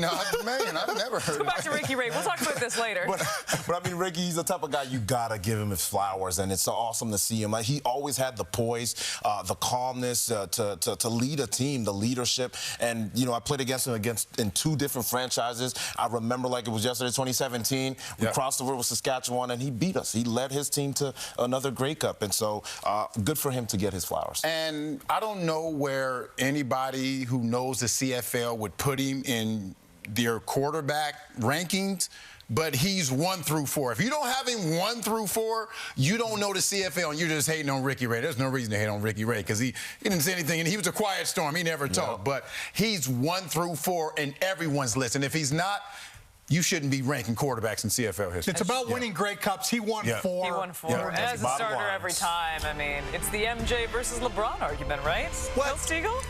MJ never lost. I can't say anything about LeBron. All right, should be a great game on Friday Night Football. Argos, Alouettes back to BC after this.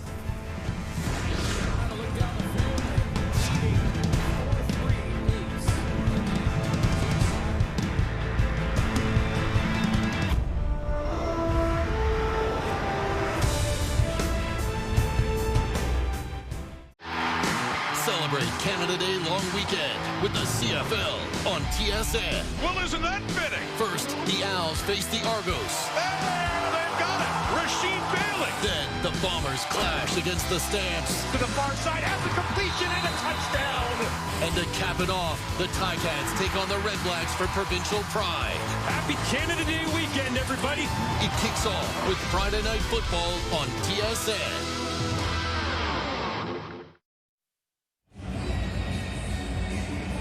Second half action coming up on what's turned out to be a pretty beautiful night in Vancouver. How about that shot? Let's get your halftime stats. Brought to you by New York Fries. I'll tell you what, 193 yards passing for Vernon Adams in the first half. He only had about 70 in the first quarter, so almost doubled that production in the second. Giddens Jr. had a touchdown. He's with our Chantel Chan. Curly, you had a beautiful touchdown catch from McLeod Bethel Thompson. Tell me what you saw on that throw. Mac just made a really good throw, and my job was kind of easy when he makes my job easy. So all I had to do was really much just finish, and we made it work. I know this is a hungry team, a lot of close games. Last week was a heartbreaker. What was the message from coach at the half in the locker room? We right there. We just got to finish. We believe in ourselves, and that's all that matters to us. You know what I mean? If the locker room believes in each other, we're good, and everyone believes in each other, and we're going to find a way to get it done. Good luck in the second half. Thank you. He's right. They just got to finish. Losing by 1 point to the BC Lions still leaves you at 0-4, and they just can't have that. Well, focus, discipline, no time counts when you're 2nd and 10 in scoring range, field goal range anyway. No penalties with bad decisions. Those kind of things have to be taken care of. The details. Take care of the details. Be disciplined. And Edmonton could get their first win. BC leads 13-12, looking to make it 8 in a row against Edmonton. We are underway in the third quarter. Thursday Night Football presented by New York Fries. Javon Leak, decent return, holds onto the ball, takes it outside the 35. So 7-12, 111 yards passing, and that touchdown to Curly Giddens that we just talked to. And there were some good things. Again, early on, a couple of blitzes got to McLeod Bethel Thompson. Not on pace for another 300. His first 3 games, all over 300-yard passing.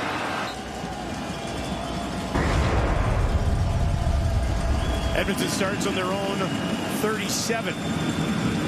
Will try the ground. Kevin Brown pushing ahead, and a decent pickup on first down. He had 33 yards in the first half of the ball game. Yeah, and if you're just joining us, middle linebacker for the Lions, Josh Woods, is out for the game.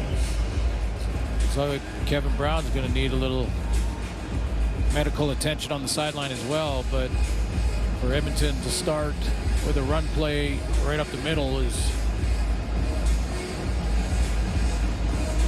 They almost had too many men on the field there. Mitchell had to realize right at the end, and he had to run off quickly. 2nd and 3. Javon Leak slides into the game for Brown, as Suits mentioned, a little banged up. And they'll go to Leak, pushing it straight up the middle again. And he had enough for a first down. So back-to-back running plays for Edmonton to start the second half. Let's see what happened to Kevin Brown. He looks like he's holding his ribs there. This is a real good run play up the middle. Again, testing the run defense with a new middle linebacker, Nace Ely, playing for Josh Woods. Looked like when he hit the ground, maybe he landed on his arm, hit his ribs. Javon Leak may see some more action here while he tries to recover. 1st and 10 from their own 48. Had the lead a couple of times in this ball game. 4 options out to the right for MBT. Looks over the middle, has a completion, and that is back into the hands of Arkell Smith for his team-leading 3rd catch of the ball game. This is the veteran of McLeod Bethel Thompson, just looking off the defense and freezing them. Watch how Javon Leak enters, and now this is where he's looking. He's looking at Javon Leak out of the backfield, and watch how he just holds that look, holds the look, and then bam, right across the middle. That draws the linebackers over there, and he goes back into the middle. Gino Lewis at the top of your screen. does not have a catch in this ball game. There's another one for Smith, and he's got a first down as Edmonton marching early here in the third quarter. Dylan Mitchell getting his nose dirty a little bit to get a block for his fellow receiver down the field. He gets, first of all, MBT getting the ball out of there. He had a D lineman on him, and he got it out of there. And then watch the block just to the left of your screen. Mitchell gets up there, and well, he just missed it, but gets a nice block. Working from the BC 31.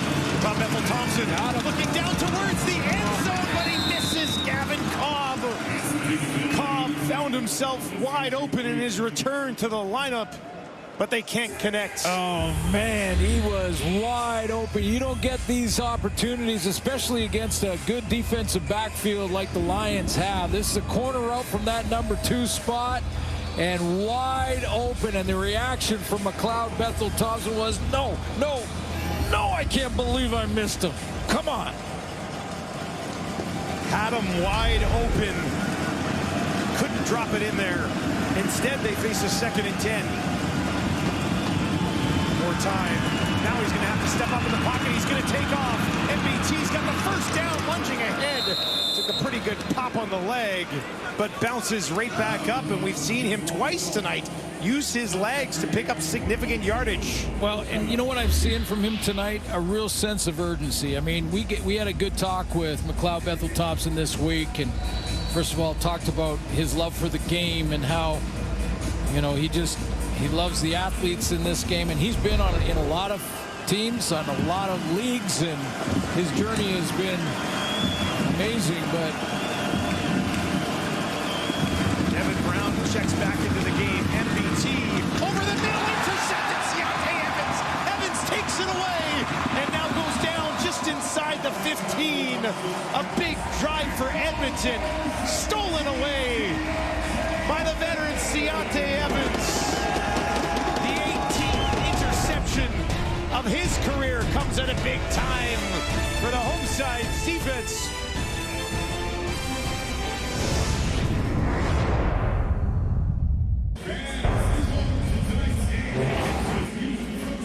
Deontay Evans out here at the corner. Watch him break on this football, come downhill. Dylan Mitchell's going to run a curl. Now, you know, he could take a step back to the ball, but I don't think it would have mattered. That was just a great read by Deontay Evans. He sat on it and then came out of a cannon to go get it. First of the season for Evans. Lions get the ball back. Start of their own 13. The handoff. Not really much room to go on that first down, 2nd and long.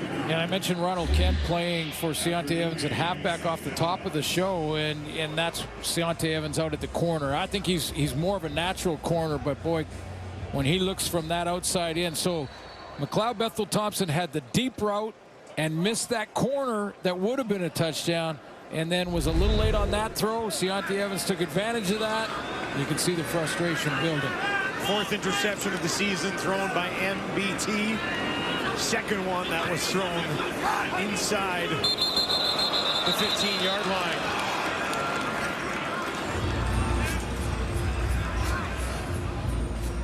Kemdichi. Edmonton number 90. It's a 5-yard penalty.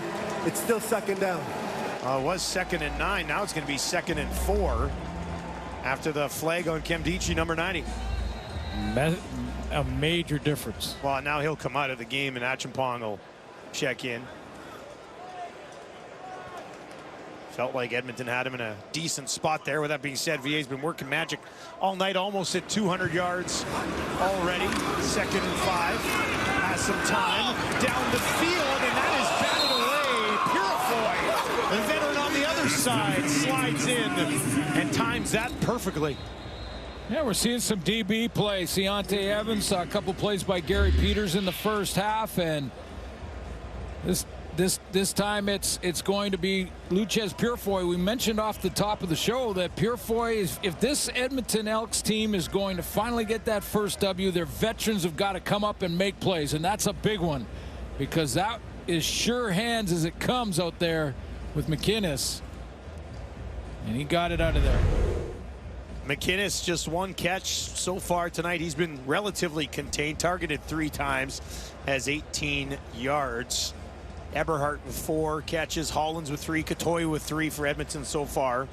But a nice play there from Purifoy. Seen some from Gray as well. So a couple knockdowns from Kai Gray in this game.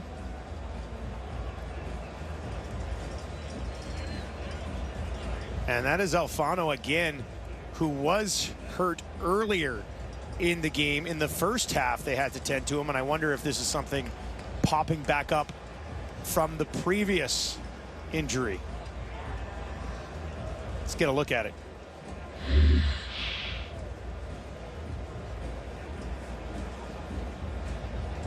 Going to run a bit of a stunt here. He goes up the field and then is going to go around to the backside, and it looks like he maybe his right knee locked out there.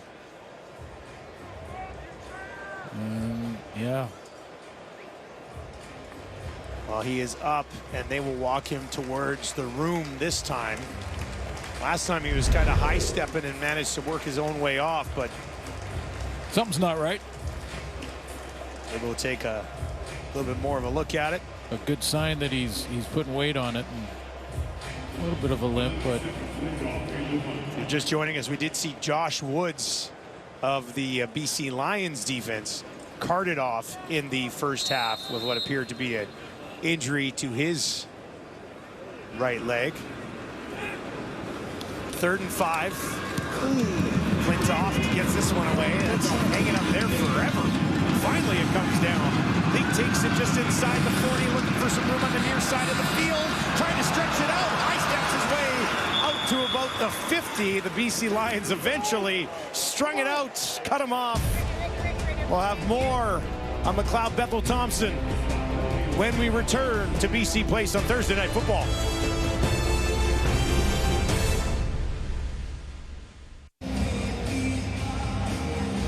Fourth start of the season for McLeod Bethel Thompson with Edmonton. For more on his journey, let's send it down to Chantel Chan.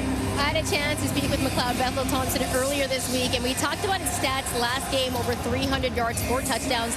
They didn't get the win, and he told me that, listen, I know it's cliche, but stats do not matter. He said he's died so many times on the football field that it's killed his ego, but he believes if he's patient, he can play a complete game and dominate. We also talked about all the outside noise and how, let's be serious here, a lot of fans want to see Trey Ford. McLeod Bethel Thompson told me that he's excited for Trey Ford's future and that he's one of the reasons that he actually came to Edmonton. He said that he gives him absolutely everything. So MBT doesn't care about the stats. He cares about winning and being a great teammate. Dustin? Yeah, one of the things he said to us earlier this week was he wants to, whenever he leaves, he wants to leave this franchise in a good spot because the CFL is better when Edmonton is a good team. And those are his words earlier this week to us. Absolutely, and that's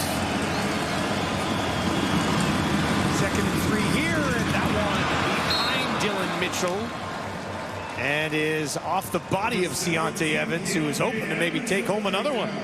Yeah, no, that's what I alluded to a couple of series ago when McLeod Bethel Thompson was talking to us about how much he loves the league and how much if there's a strong Edmonton team in the league, it's a better league, and that's why he wants to play with this urgency that we're watching tonight and get that first W if he can. But I'll tell you what, though, I'm still just think back to last year, and I get it. He's thrown for over 300 every game. Yeah. But I miss Trey Ford. I miss watching Trey Ford play the game. He's fun to watch. Yeah. I mean, either of these quarterbacks with better special teams, less penalties, and more defense probably do okay. Now, Prukop's out there. They're in a 3rd and 4 situation here. Clock is going to tick down. They'll take the time count, and they will kick this thing. Edmonton number 9. Away. It's a 5-yard penalty. It's still 3rd down. Trying to draw an offside from the Lions. That's what Prukop was doing. He was going back into the line, and then he'd jump out, and he was trying to get the Lions to move early and get a free one. Nobody bit? Nope.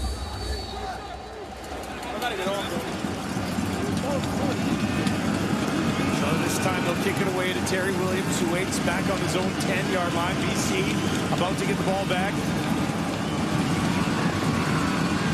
With the lead, 13-12.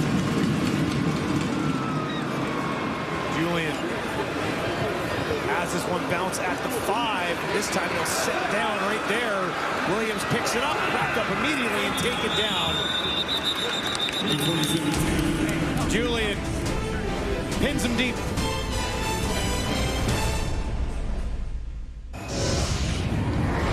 Well, welcome back to Save on Foods Field at BC Place. Tonight is Pure Later Tackle Hunger Night here in Vancouver. Since 2003, Pure Later, along with the CFL and its member clubs, and Canadians like you have helped the Tackle Hunger program donate over 20 million pounds of food to local food banks. The need is greater now than ever before. Go to www.purelatertacklehunger.ca to donate.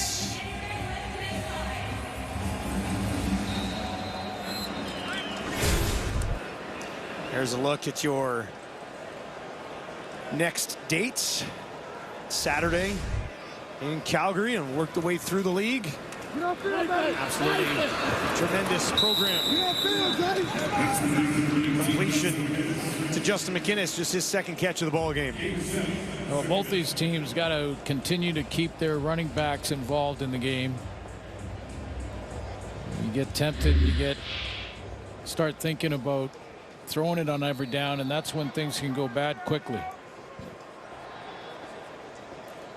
That last completion puts Vernon Adams at exactly 200 passing yards so far here this evening. Terry Williams in the backfield. Clear him out. 3-man pressure. Collins grabs it, turns quickly. Did exactly what he needed, and they got the first down. And Terry Williams starts in the backfield and then goes out and becomes the decoy route for Alexander Hollins on that first down throw.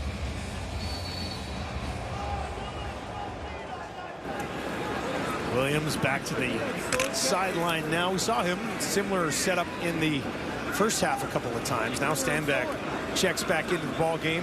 BC works from their own 35. Eberhardt out in front of VA. He's going to look down the field for a deep shot. No, just missed. Trying to lay one out there for Stanley Berryhill, who was working on Lewis, but it falls incomplete. Boy, they've been close. They've been very close. Full roll for Vernon Adams. And it's basically a straight go with a little bend into the seam and right down the numbers. And it looked like almost he didn't kick it into top gear until after he saw the ball. If he goes full speed the entire way, he might reel that in. Just through his hands. Would have been the biggest play of his young CFL career. 2nd and 10 for the Lions. VA flushed out of the pocket on the run again, as a completion won't be enough for the first down as he gets it back into the hands of Eberhardt for the 5th time tonight. That's a big tackle.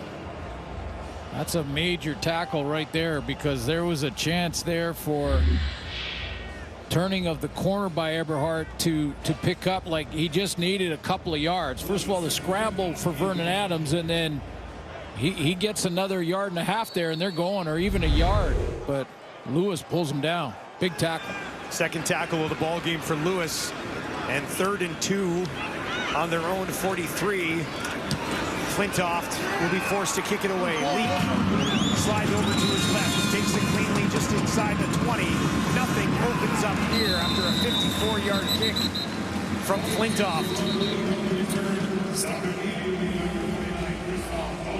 Gary Peters, an all-star in this league. We'll have more on him when we return to BC Place.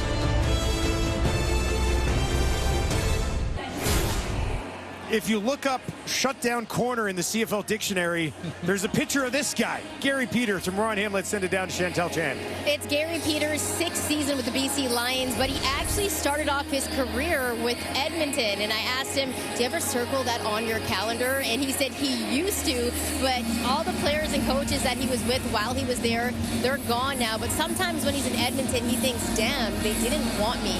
He said all he needed was an opportunity. He was nervous to come here to BC, but he really flourished as a DB. He believes he's one of the best DBs in the league, and he says he doesn't miss Edmonton anymore. He says he loves BC, the players, the coaches, the organization, and his one focus now is bringing a Grey Cup to BC. Dustin, Glenn? Well, you know, if they get a Grey Cup, he'll be a big part of it. There's no doubt. Oh, absolutely. And one of the best cover guys in the league. Reminds me a little bit of his coach. MBT gets that one away just in time. Had some pressure in his face. Finds Dylan Mitchell, who's tackled by Kent. 9 interceptions last 2 years, and this guy had a bunch. He had 47 in his career. Ryan Phillips, the defensive coordinator for the Lions. A different position, but they remind me a lot of each other because they know the game so well. They study the game so well. That's why Ryan Phillips has made that transition from player to coach so smoothly. Just become a student of the game while you're playing it. Gary Peters at the bottom of your screen working against Gino Lewis. He'll dump it off and try to set up a screen for Brown. Can he find his way through? Not going to be enough. Gets it out to the 30. They'll be a couple yards shy here with 4 minutes remaining in the third quarter. Is it a couple?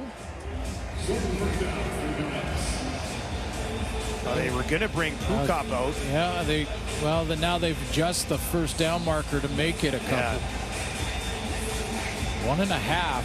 Pukop was halfway on the field, and then Chris Jones decided to kick it. Didn't like the spot. He hasn't liked a lot of this. Not tonight. Up and down that sideline. Not happy tonight. With officials, with some of his players. Feeling the heat. 0-3. Yeah, absolutely. Staring 0-4 right in the face, but involved once again in a tight football game against a pretty good football team.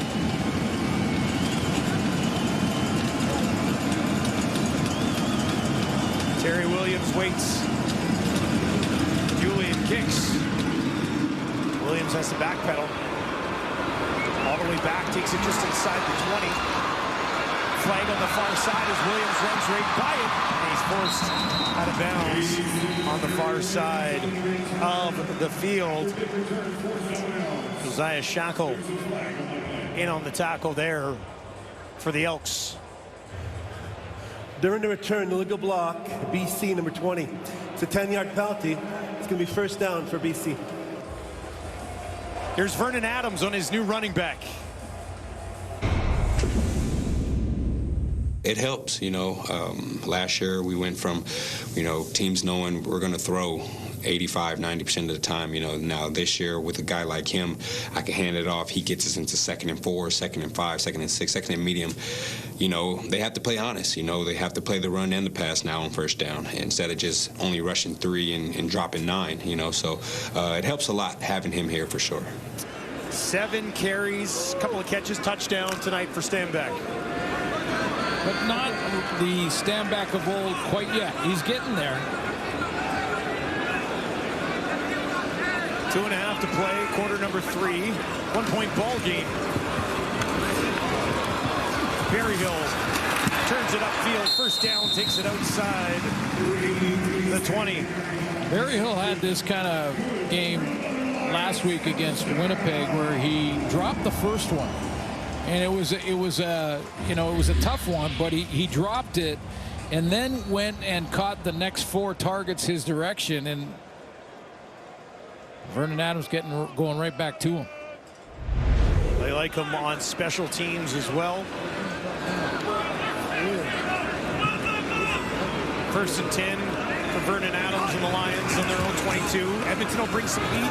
VA dumps it off to Stanback, turns it upfield, gets a block, finds a little bit of room. First down for the home side as VA saw that coming the whole way. Now that won't count in his rush average or his rush totals, but this is another way to get the ball in your tailback's hands. We saw a nice one earlier when he got it to him for the touchdown throw. Big first down for the Lions. And Dichi with the tackle for Edmonton.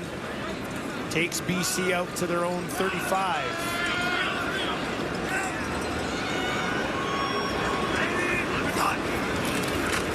Back into the belly of the running back, Stanback. He takes it out beyond the 40. Pretty good pickup up on first down. One of his better carries of the night on first down. Yeah, you take a look here at the setup for the defense. 1, 2, 3 on the line. So just 3 men for defensive linemen, but all 3 linebackers kind of in there, and the gaps in between those D linemen huge. That allows a chance for the offensive line to get to the second level and block the linebacker. That was his longest carry of the night. They go right back to him, and he's got a first down. So timed out well that we were talking about Stanback, and they're really starting to work him in here. Well, yeah, Jason Shivers now has got to figure out if he's going to get those linebackers closer to the line, and then maybe one of them is missed so they can, in the blocking scheme, so that they can scrape to the football. But if you can get an offensive lineman into the second level where you got a big old lineman blocking a linebacker, then you get your tailback going. Fresh set on their 47. Takes the handoff. Ton of time. VA down the field over the middle. Heavy hit at the end of it by Purifoy. But a first down for McInnes.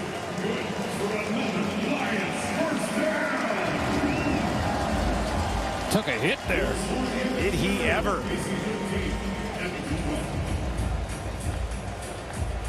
That is going to do it for the third quarter. BC Lions with a 1-point lead. Starting to march a little bit here as the fourth quarter looms. Adams, McInnes. First down for the Lions.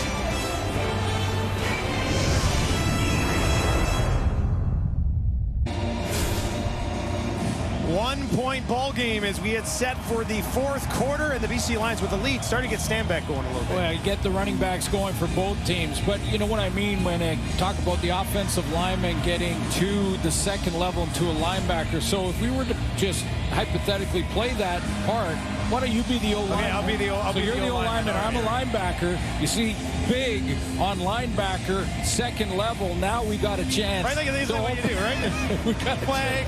We got a chance to open up a hole for those backs, and you want to get the O-line out onto that second level, get that big body on a linebacker. He can't scrape around it, and that's when the tailbacks can break one. It's funny because VA's been throwing the ball really well already in this game. Now they're trying to get the running. He's got 257 yards already. They only have 13 points to show for it, but trying to work Stanback in here a little bit. Fourth quarter begins on the Edmonton 46. Adams dumps it off. Fullback Mackey hurls over a defender, takes it down to the 30. Mackey starts in that basic fullback spot just to the left of your screen right there, and he's going to shoot out the backfield here. Now he's covered initially, but Vernon Adams then holds on to the ball until the defender makes the decision to go after Adams, and he dumps it to Mackey. You know, it wasn't a high hurdle, but it was still a hurdle. It counts. It was a nice play. First and 10 in the Elks 31. Got rid of that one quickly to Couture. Takes it down to the 20 for another BC Lions first down. Couture's fourth catch of the season, more than double what he's done so far. Great recognition, control, and just basically understanding his playbook. Vernon Adams threw that ball on time. Vernon Adams about to settle in here.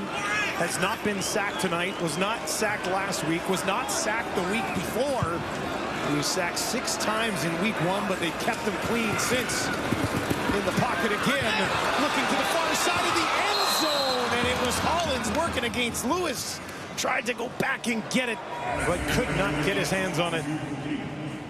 Both these Edmonton corners have played well enough to win, but it's the ultimate team game, and you see him up at the top here. That's Lewis, Marcus Lewis, working nice technique, turns and runs, and now it's a throw behind, so he's got to put the brakes on without interfering, and makes it, basically runs Hollins out of room.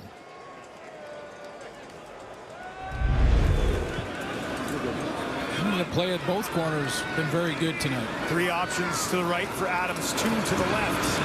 Steps up in the pocket again. Can take off if he wants. Now he does. Cuts it back inside. Lunging down to the 10. Very close to a first down. If he doesn't have it, it's just inches away. Yeah, very close, and this deep in Edmonton territory, it takes away a little of the risk going for it, even if they are short. Tougher to make that decision if you're Rick Campbell in your own end.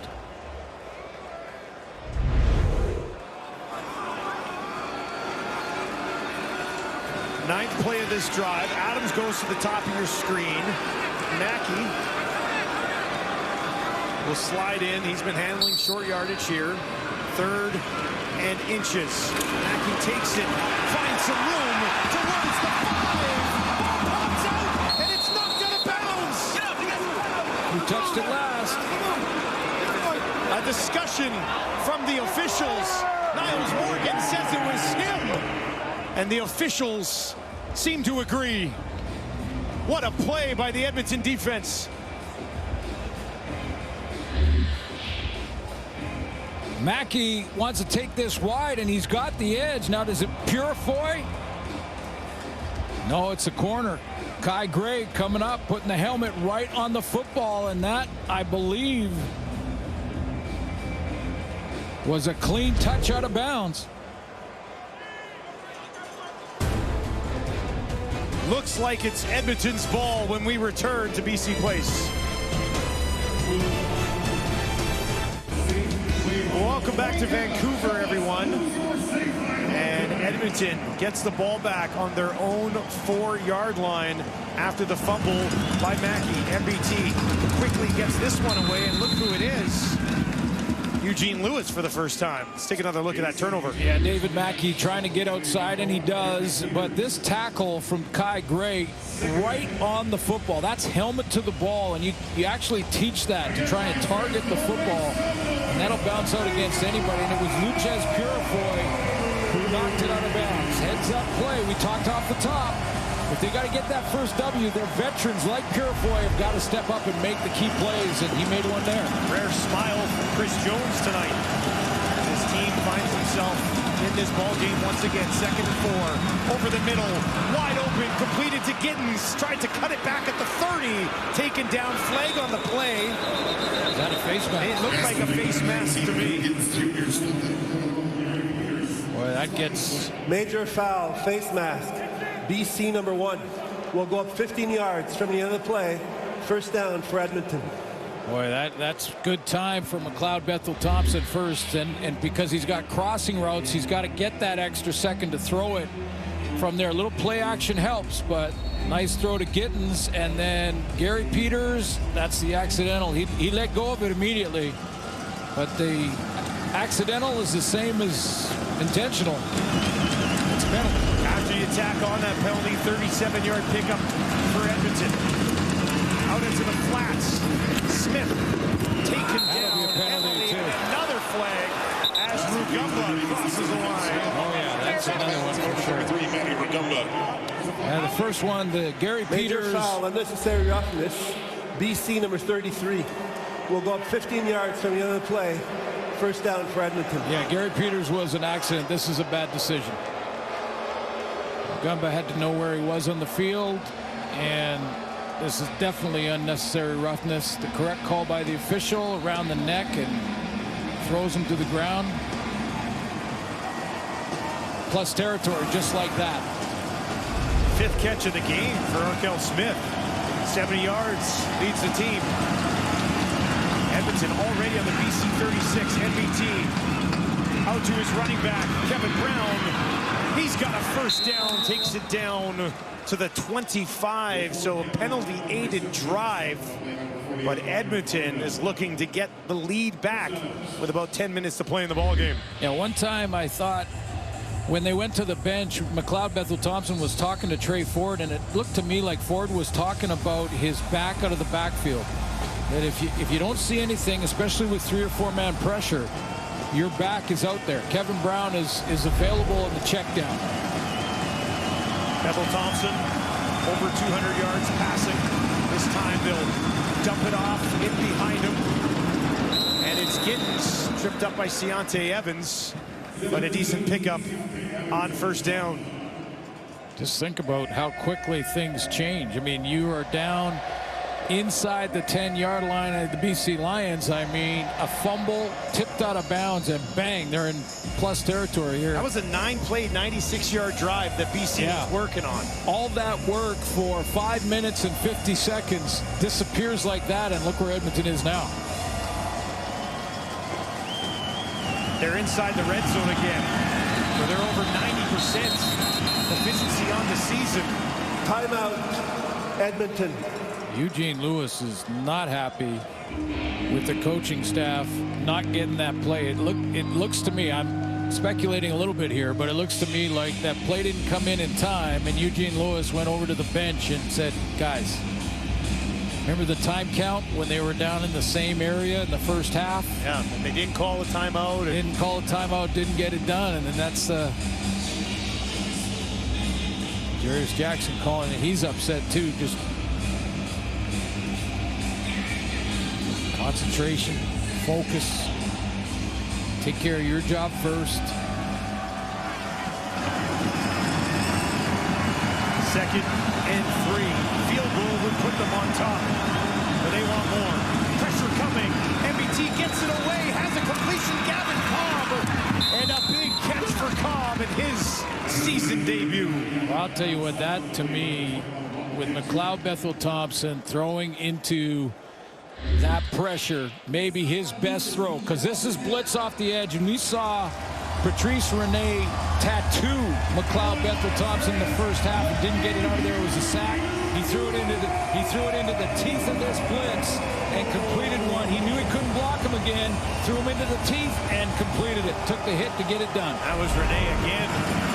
Great kitchen, first and goal from the BC8 Edmonton, looking for a lead here in the fourth quarter. MBT's going to take it himself, pushing through, taken down at the 1. And Prukop likely called in to finish the job here. There has been a hunger in McLeod Bethel Thompson's game tonight, hasn't there? So all of a sudden, McLeod Bethel Thompson is a runner. He looks like Trey Ford's working with him. maybe they're working both a little magic both sides, because I'll guarantee you the BC Lion defense did not expect quarterback draw. And that looked like a called quarterback draw. Drive that started on their own 4. 8th play of it. Prukop looking to push it into the end zone, and he does. Touchdown Edmonton. 4th of the season for Prukop. And the Elks go on top 18-13.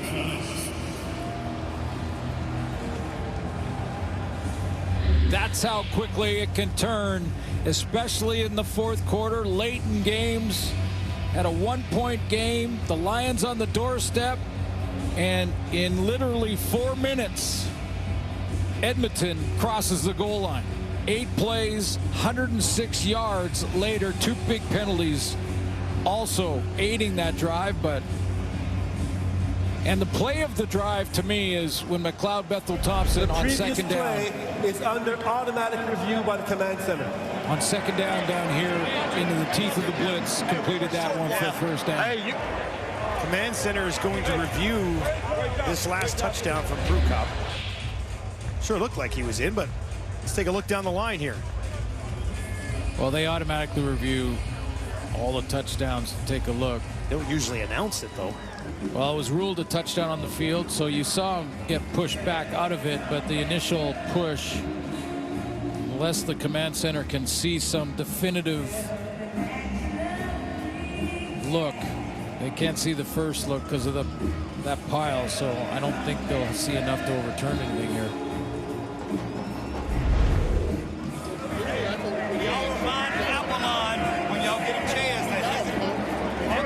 So an extra look at it, but let's get the official ruling. Upon further review, the ruling on the field stands. It's a touchdown for Edmonton.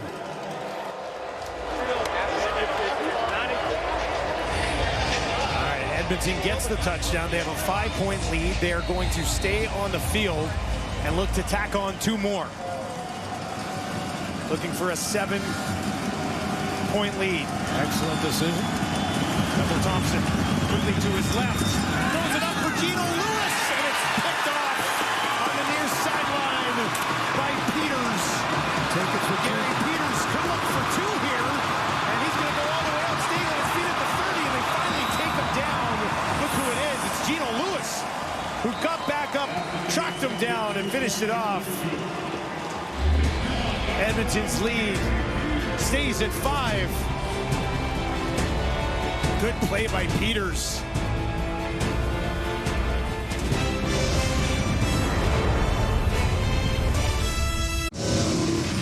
So the Edmonton Elks are looking to give up a touchdown with the Lions inside the 5. Many Edmonton fans at the time, I'm sure, said, you know what, I'm going to go get a snack now because it looks like they're going to give up a touchdown here. They don't. 30 yards of penalties, 4 minutes, 25 seconds, 106 yards in 8 plays, and Edmonton takes the lead. And there's a bunch of fans out there in Edmonton with their snacks going, what happened? I'd advise you against leaving during the 4th quarter of a CFL game. There's a flag as this ball was kicked back at the 35. Nowhere to go on the return for Terry Williams. Might have been offside on the kick. They might want to. It happened before any contact was made, and they're talking to Rick Campbell, which would mean it's against Edmonton. Offside, Edmonton, number 27. It's a 5-yard penalty. Will re-kick. That's a veteran, Tanner Green. And that kickoff cover team now just sprinted 50 yards. Now have to go reload and sprint 50 yards again. Do it again. You know, this sets up the, well, it increases the odds of a big return. And these returners in the CFL are, they gotta set the alarm clock or something. Get rolling? Yeah, they gotta get rolling. The cover teams are winning right now after 3 weeks. First game of the season we did, there was 2 returns that were called back on penalties. That's true. Mario Alford, Javon Leake. Yeah, stop doing that too. That could have changed things. So they'll kick it from the 25. Terry Williams waits. BC about to get the ball back. Trailing 18-13. Williams. The 30, 35, and that is where he mowed down by the cover team for Edmonton. Applewan, I believe, among the multiple members of the Elks in on that tackle. Don't get me wrong. I mean, I like seeing guys go down and cover. Did it a bunch 100 years ago, but that you know what, that's another great special teams play on the cover teams. Midway through the 4th quarter, the high-powered BC offense has not scored just yet. Adams 17 yards away from tacking on another 300.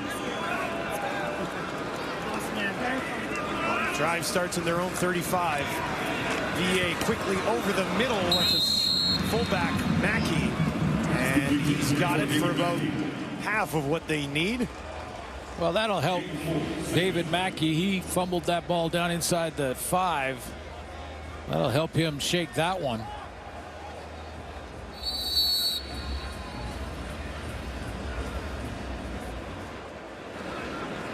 Four yards on the completion of Mackey. He's got 2 catches today. 7 different targets have caught balls from Adams so far this evening. They work from their 39, just 3 men front for Edmonton. Adams, Catoy, first down over the 50 to midfield before he is taken down. And Catoy now with 5 catches in the ball game. Vernon Adams gonna negotiate the pocket to get a little time, but there's Catoy, who's having himself a game back in the lineup. He just sits down. Good recognition of the coverage. Saw that Nick Anderson was inside covering somebody else, and first down. 300-yard game for Vernon Adams. That's his 3rd of the season. So 3 of 4, he's gone for 300. Stanback jumps over to his left, now out into the flat. VA looks to him, now throws to him, turns it upfield, and pushes his way through a tackler, Kai Gray. Over there, Nick Anderson came to help out. Second and manageable for the home side. You know, sometimes quarterbacks want a bigger chunk on those plays, and you know, I swear if they could get it to the back earlier, there's more options for the back out. Now, don't get me wrong, they'll take a 7-yard gain on first down to get in 2nd and 3.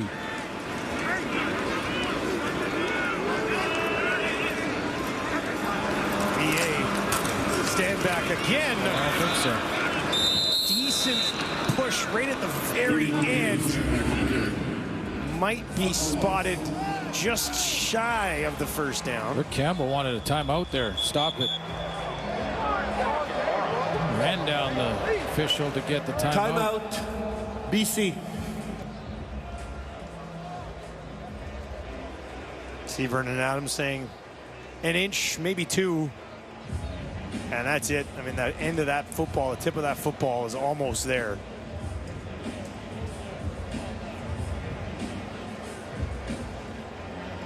And it'll be a short yardage situation again. Mackey, who fumbled on the last short yardage situation, in that huddle right now with Vernon Adams.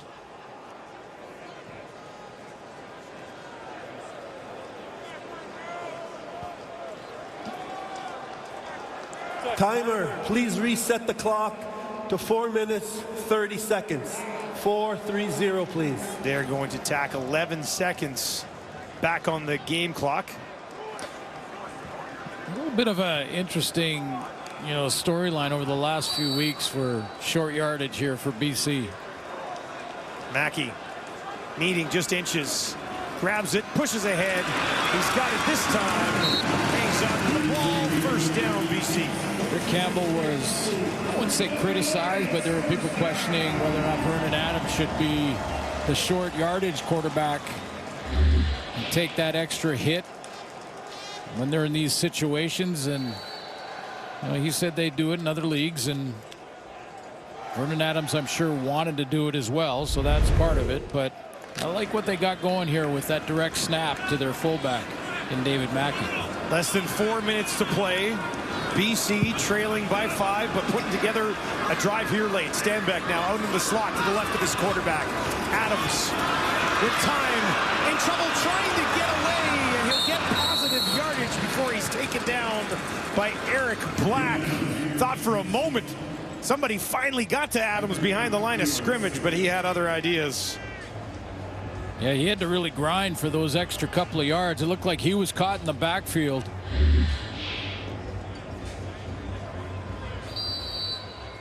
That time initially turned away from an open receiver was his running back, William Stanback. Noah Curtis was hanging on to him, looking for his 4th sack of the season. Eventually, Eric Black finished the job, but not before VA picked up 4 yards. They need 6 more. In the pocket again, down the field, and that one falls incomplete. Looking for Eberhardt, who's looking for a flag. Well, he's looking for a flag, but he also may be looking, see if his coach will challenge. We enter the final 3 minutes of New York Fry's Thursday Night Football. Ooh, might have an argument. O'Neal have a hand on him there.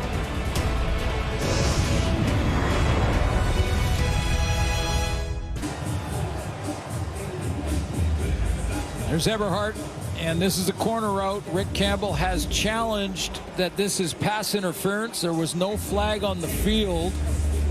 Leon O'Neal is in great position, really doesn't have to hold that left hand down, but I think the Lions are going to get a first here.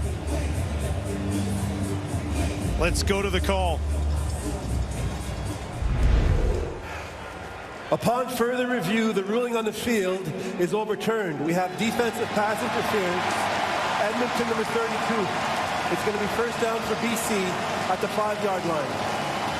you know, O'Neill's reaction after the play kind of said it all. It probably helped Rick Campbell to go ahead and challenge, because he put his head down like, oh, man, I blew it. He knew he'd do it, yeah.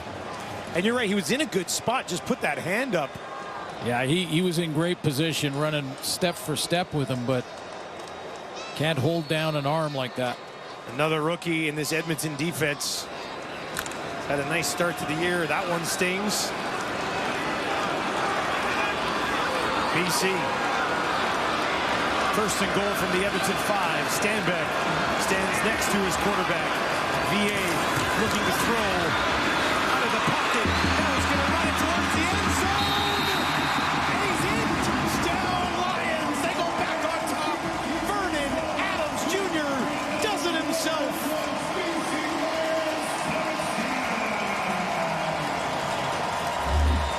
Now, Edmonton would be aware of the fact that Vernon Adams may take off and run down in this situation. The previous play is under automatic review by the command center. I don't think this was a called quarterback draw. He just didn't like what he saw in the initial read. Now let's see if his knee, well, they might come back, put on the 1 yard line. Yeah, I was a little surprised when they ruled it a touchdown so quickly. It does look like he was touched down after he went down on the play. Set it up at the 1, if indeed they do rule him down right there.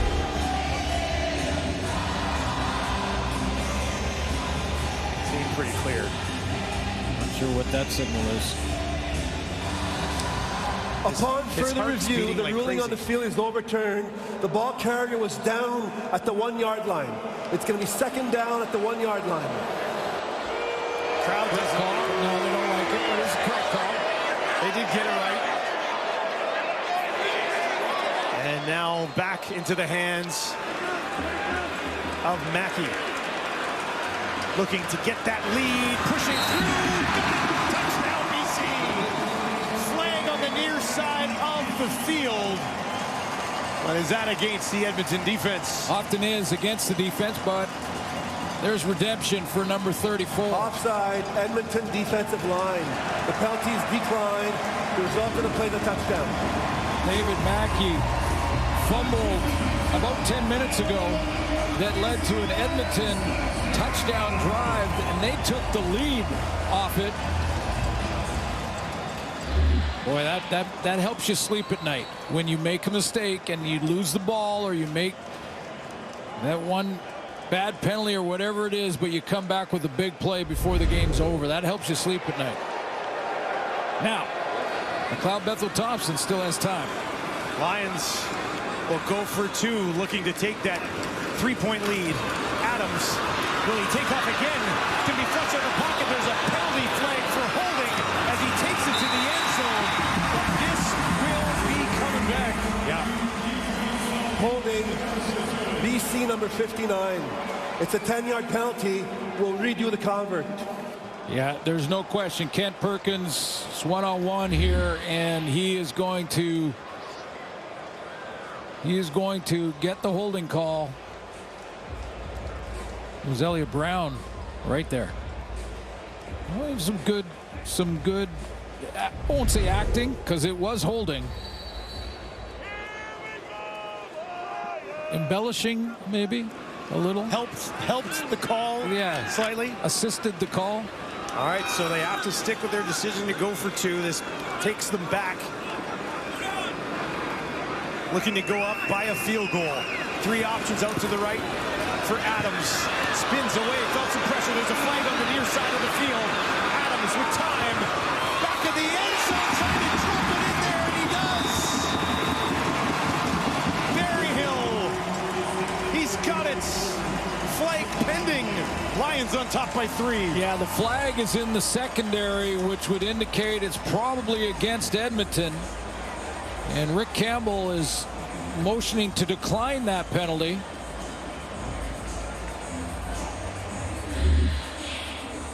But here's the end of the play. Great blind turn for Vernon Adams to get outside, and the ruling on the field is an incomplete pass. However, illegal contact, Edmonton number 5. It's a 10-yard penalty. We'll redo the counter again. Well, he's had a good game, too, and Kai Gray gets that one, give another try to the Lions to go ahead and get this two-pointer. After they ruled incomplete, well, it looked like they initially said it was a catch. Exactly, because Rick Campbell was halfway on the field declining the penalty. Yeah. It was right in front of their bench, and he was declining the penalty, and then they said, by the way, we're ruling that incomplete. Okay, no, I'll take the penalty. Yeah. All right, so they move it half the distance to the goal, and we'll do it again. Adams. Thought they've had it a couple of times. We'll look to get it here. Quickly. Corner. Lays it out there. Held in. McInnes. Working on Bynum. No problem. No flags either. 21-18 BC. It's a big two-pointer. Tremendous body control for Justin McInnes.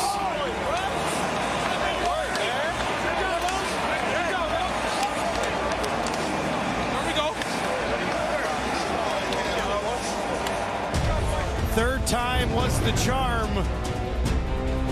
for the BC Lions. They have a cushion.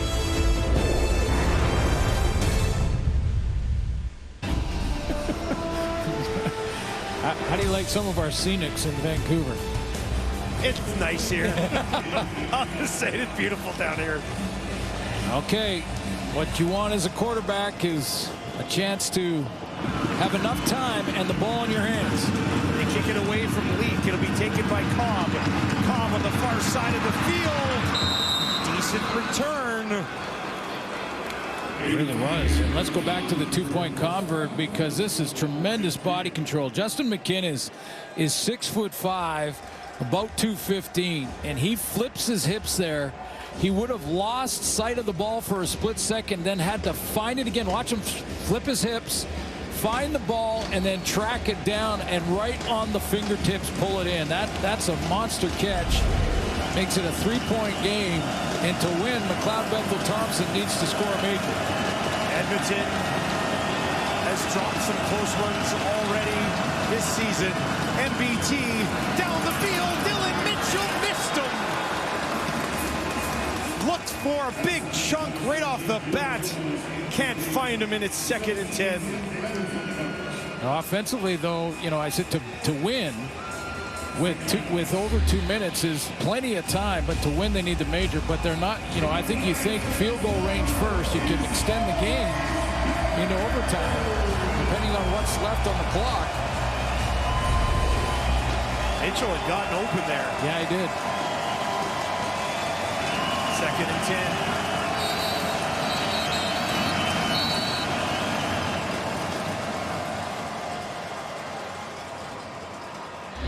All right, we believe the command center is taking another look at this hit on McLeod Bethel-Thompson as the drama increases here. Pete Robertson. The previous play is under review, under automatic review for a potential roughing the passer. Roughing the passer falls sort of under the category of player safety. And the command center in the final 3 minutes can call down in real time to the official before the snap of the ball and take a look at it. And that's what happened here. And Robertson, I'm not sure that he got the helmet. It looked like he got it across the chest. Took a quick look at it. Let's find out. Upon further review, the ruling on the field stands. There's no penalty on the play. It's 2nd down. All right, so they wanted another look at it. Didn't see anything that would call for the roughing the passer. Well, I thought they probably thought that the hand got up into the face, but it didn't. It was on the shoulder or in the chest. Came in underneath. 2nd and 10, 4-man pressure. MBT near side, wide open. It's Mitchell. First down. It looked like he stepped out of bounds, but the play continues, and eventually they will blow it down. Well, he didn't step out of bounds because they're marking it past center field, which means Edmonton is about a first down away from tying this game at the very least with time to put that major on the board. That's a long throw with a guy in his face to get it to Mitchell. Well, Well, did he step on it? It was close. He laid down. Get it away again. And that one is caught for the first down. Gibbs Jr. this time. And they are down to the 45. Definitely within range of taking a shot with Beatty. Absolutely. Monster leg. Yeah, Boris Beatty's got a big leg, well within his range. His long on the season's 48, but he's got a big leg, so basically in field goal position now. I mean, this would be a long one. Still a ton of time for this offense. Cloud Bethel Thompson, BC's going to bring some pressure. He's in trouble, got him away just in time. Could not take a sack in that situation, and he managed to get that ball away. So where the ball's at now would be 52 yards. The tee is set up 7 yards from the line of scrimmage. The pocket just collapses. Bolacumbo in on that too. Robertson gets there, and Beatty's going to try the long one. 7 yards from the 45-yard line, so a 52-yard kick. He's got the leg, we know that. And it's not like there's any wind going on in this stadium. Conditions would be perfect to tie the ball game at 21 from 52 yards for Boris Beatty. Just inside the right hash, that kick is up, and it is good with leg to spare. And we are deadlocked at 21 with 1 minute and 11 seconds on the clock. Tremendous confidence, and like we said, a big leg from Boris Beatty. When he makes contact on this ball, he turns around and goes, yeah, money, done, thank you, good job, nice hold. Tie ball game.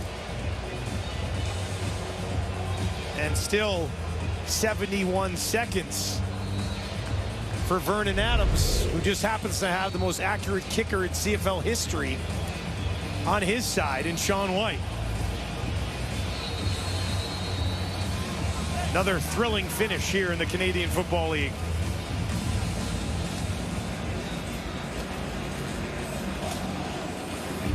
Vernon Adams, 317 yards tonight, 26-37.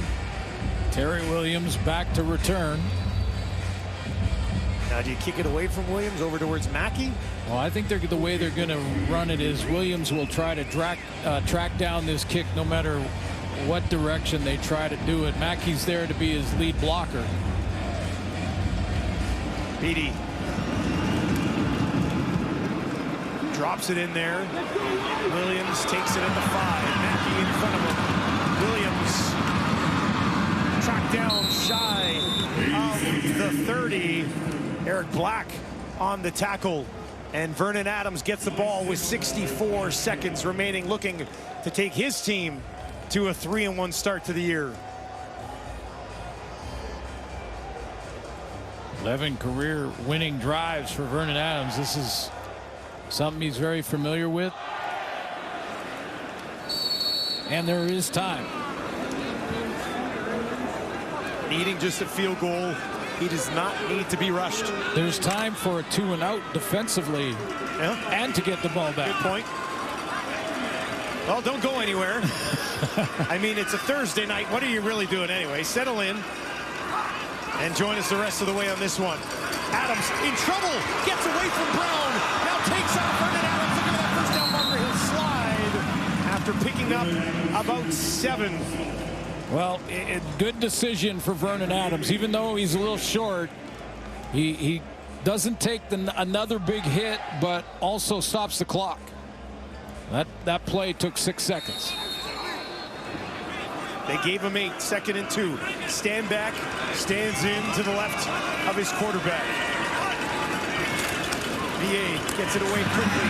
Eberhardt, first down, takes it out just shy of the 50. A flag, 2 of them coming at the end of the play. One behind Vernon Adams and one in the secondary.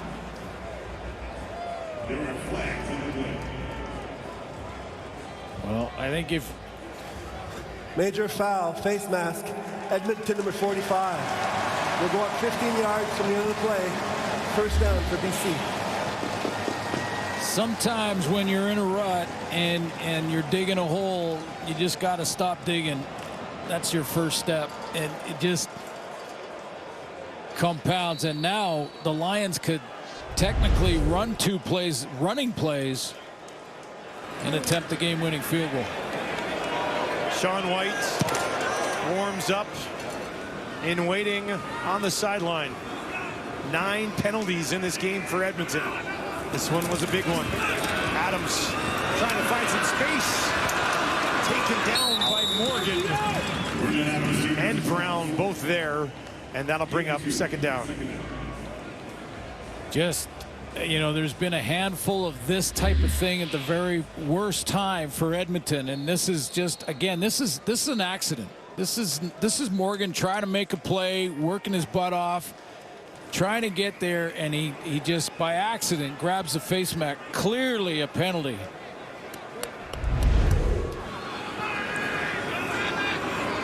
Clock inside 20. They'll give it to Stanback right up the middle, down to the 35, and sets up a reasonable kick for Sean White. Gets him a first down as well with that 13 on the clock. Well, they might want to even run one play. Yeah. Brendan Adams is trying to figure out, should we run one play or attempt the game winner now?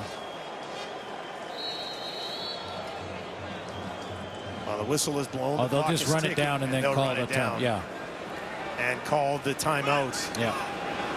Now the Edmonton Elks have started the season 0-3, losing their last 3 games by just 3 points. BC. I don't know how I can say it, but this would be even more of a heartbreaker than the other 2 that they've lost. Yeah, exactly. I just and again the handful of plays and the handful of decisions. Please put 2 seconds on the clock. 2 seconds.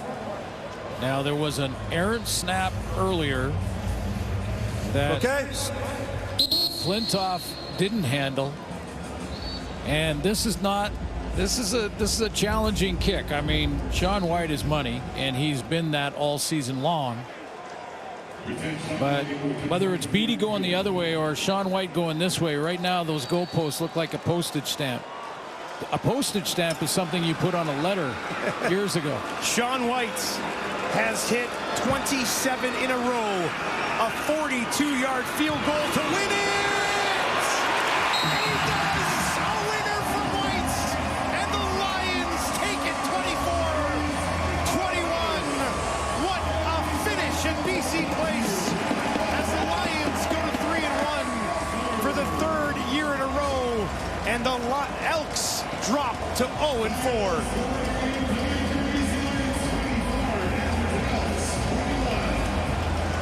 3 consecutive 3-point losses for Edmonton. Vernon Adams over 300 yards passing, got him in field goal range with no time on the clock. And Sean White, if he gets it on the tee, he's money. Has not missed a kick all year. Sean White, who leads CFL all time in field goal accuracy, does it again. He's now over 88% in his career. And Chris Jones is 0-4 after back-to-back 4-win seasons. Bye week for Edmonton. What do you think the conversation is in that market? Well, you know, I mean, it doesn't have to even be said. I mean, the way they started last year, the record, the way they're starting this year, 0-4. I mean, a team made up of a lot of very good football players, but they keep making 5 or 6 mistakes that cost them the game. The heartbreak continues in Edmonton as they lose another nail-biter. Vernon Adams, 330 yards passing in the victory as BC improves to 3-1 on the season and have now won 8 in a row against Edmonton. Sean White, the hero tonight. 24-21 the final. Good night from Vancouver.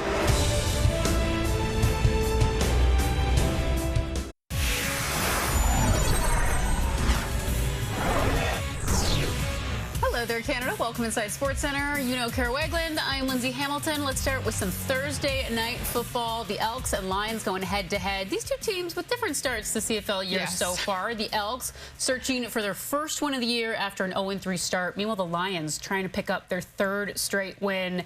And a whole lot of attention on the status of quarterback Vernon Adams Jr. in this game. Yeah, they got some good news on that one. But the Elks, yes, they're still looking for their first win, but those 3 losses came by a combined 14 points. They had a lot of life in those losses, and the BC Lions weren't going to look past the Elks. Vernon Adams Jr., as you mentioned, questionable to play with an abdominal injury, but the CFL's leading passer was taking the field in this one. Second quarter, Lions at the goal line, Elks blitzing, but Adams finds William Stanback alone in the flat, walks it into the end zone. The former Alouettes' first touchdown of the season. Meanwhile, the opposing pivot, McLeod Bethel Thompson, comes in with the second most passing yards in the league. Over 11 to go in the second. Bethel Thompson fakes the handoff, airs it out downfield for Dylan Mitchell as he blows by the defensive backs, hauls in the 46-yard gain. It's the Elks into Lions territory, into the den, so to speak. Few plays later, Bethel Thompson.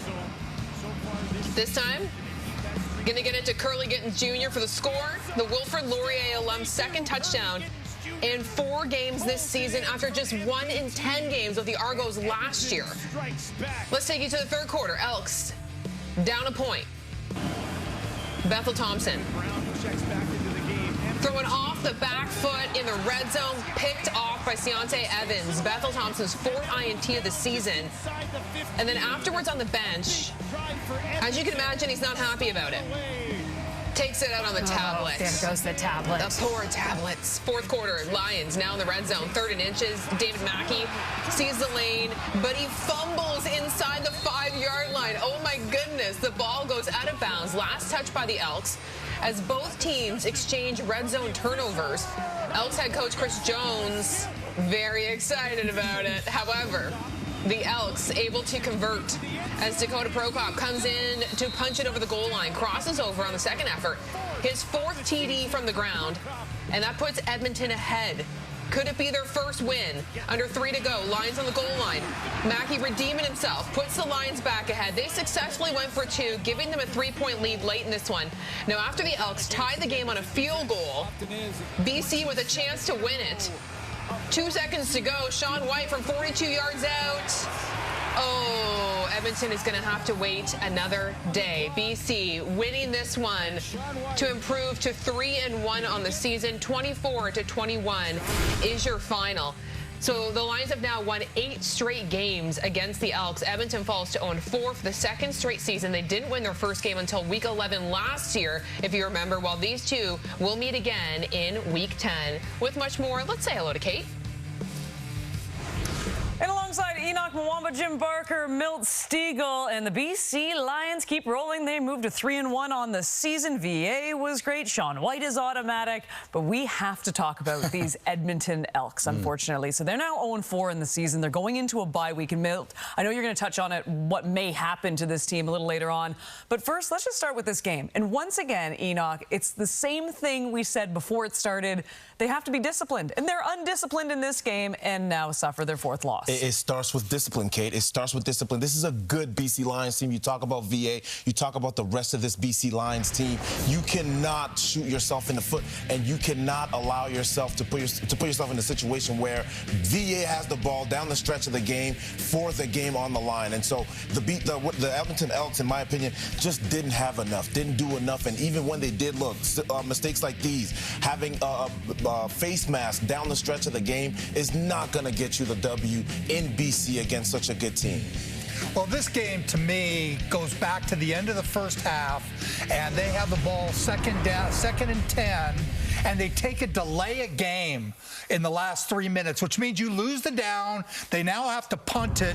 They punt it into the end zone and get a single point, but give the ball back to BC on the 40, and VA takes them down.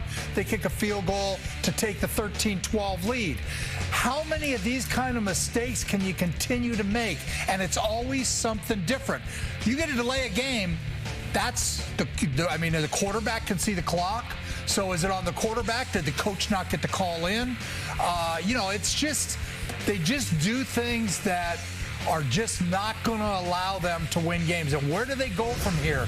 That's the interesting thing. Yep. Milt, I mean, what do you do? I mean, it was just the same as all the other losses. They played well enough against one of the top teams in the league. Right. Yeah. Well, first of all, shout out to the BC Lions, Vernon Adams and that team. But the BC Lions won the game. They're not the main story. It is the Elks, and where do they go from here?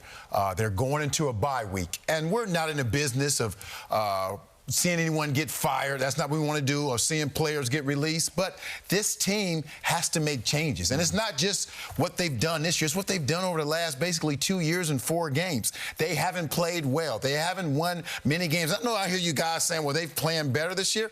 They're still losing games. They're still finding ways to lose games. And when you continue doing that, you have to make changes. We talked about it, how the fans aren't showing up. Yeah. You think they're not showing up now? If they keep putting this same product on the field and keep getting the same results, there's not going to be anyone there. So on this bye week, I wouldn't be surprised if we see some major changes within this organization. I mean, how heartbreaking. The last 3 games, you've lost by 3, 3, and 3. And yes, the team does look better than it did a year ago, but as you said, they're still 0-4. So we'll see what happens after the bye week, if it's the same team or there are a lot of changes coming as we send it back to SportsCenter.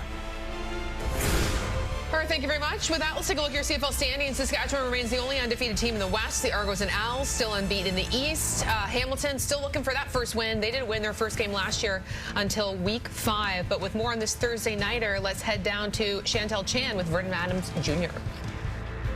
Vernon, you guys got the W today, a close one. Tell me, you know, the offense started off a little bit slow, but your thoughts on how you guys finish off the game? Man, just got to give all the glory to God, man. We sacrificed a lot out here tonight, and we just have fun, man. I just want to pray for my brothers who got hurt on the field tonight. Just pray they get back out there and, you know, a healthy recovery and all that. But, man, like you said, we started off slow a little bit, but man, what a fight, man. I love this game. I'm giving my all every time. And, you know, my teammates did that too, and I'm just glad we got this win. During that final drive, it just seems like you guys have so much confidence in this offense, and you were extremely poised during those moments. How much confidence does it give you guys knowing that when the game is on the line, you can make those big plays? Yeah.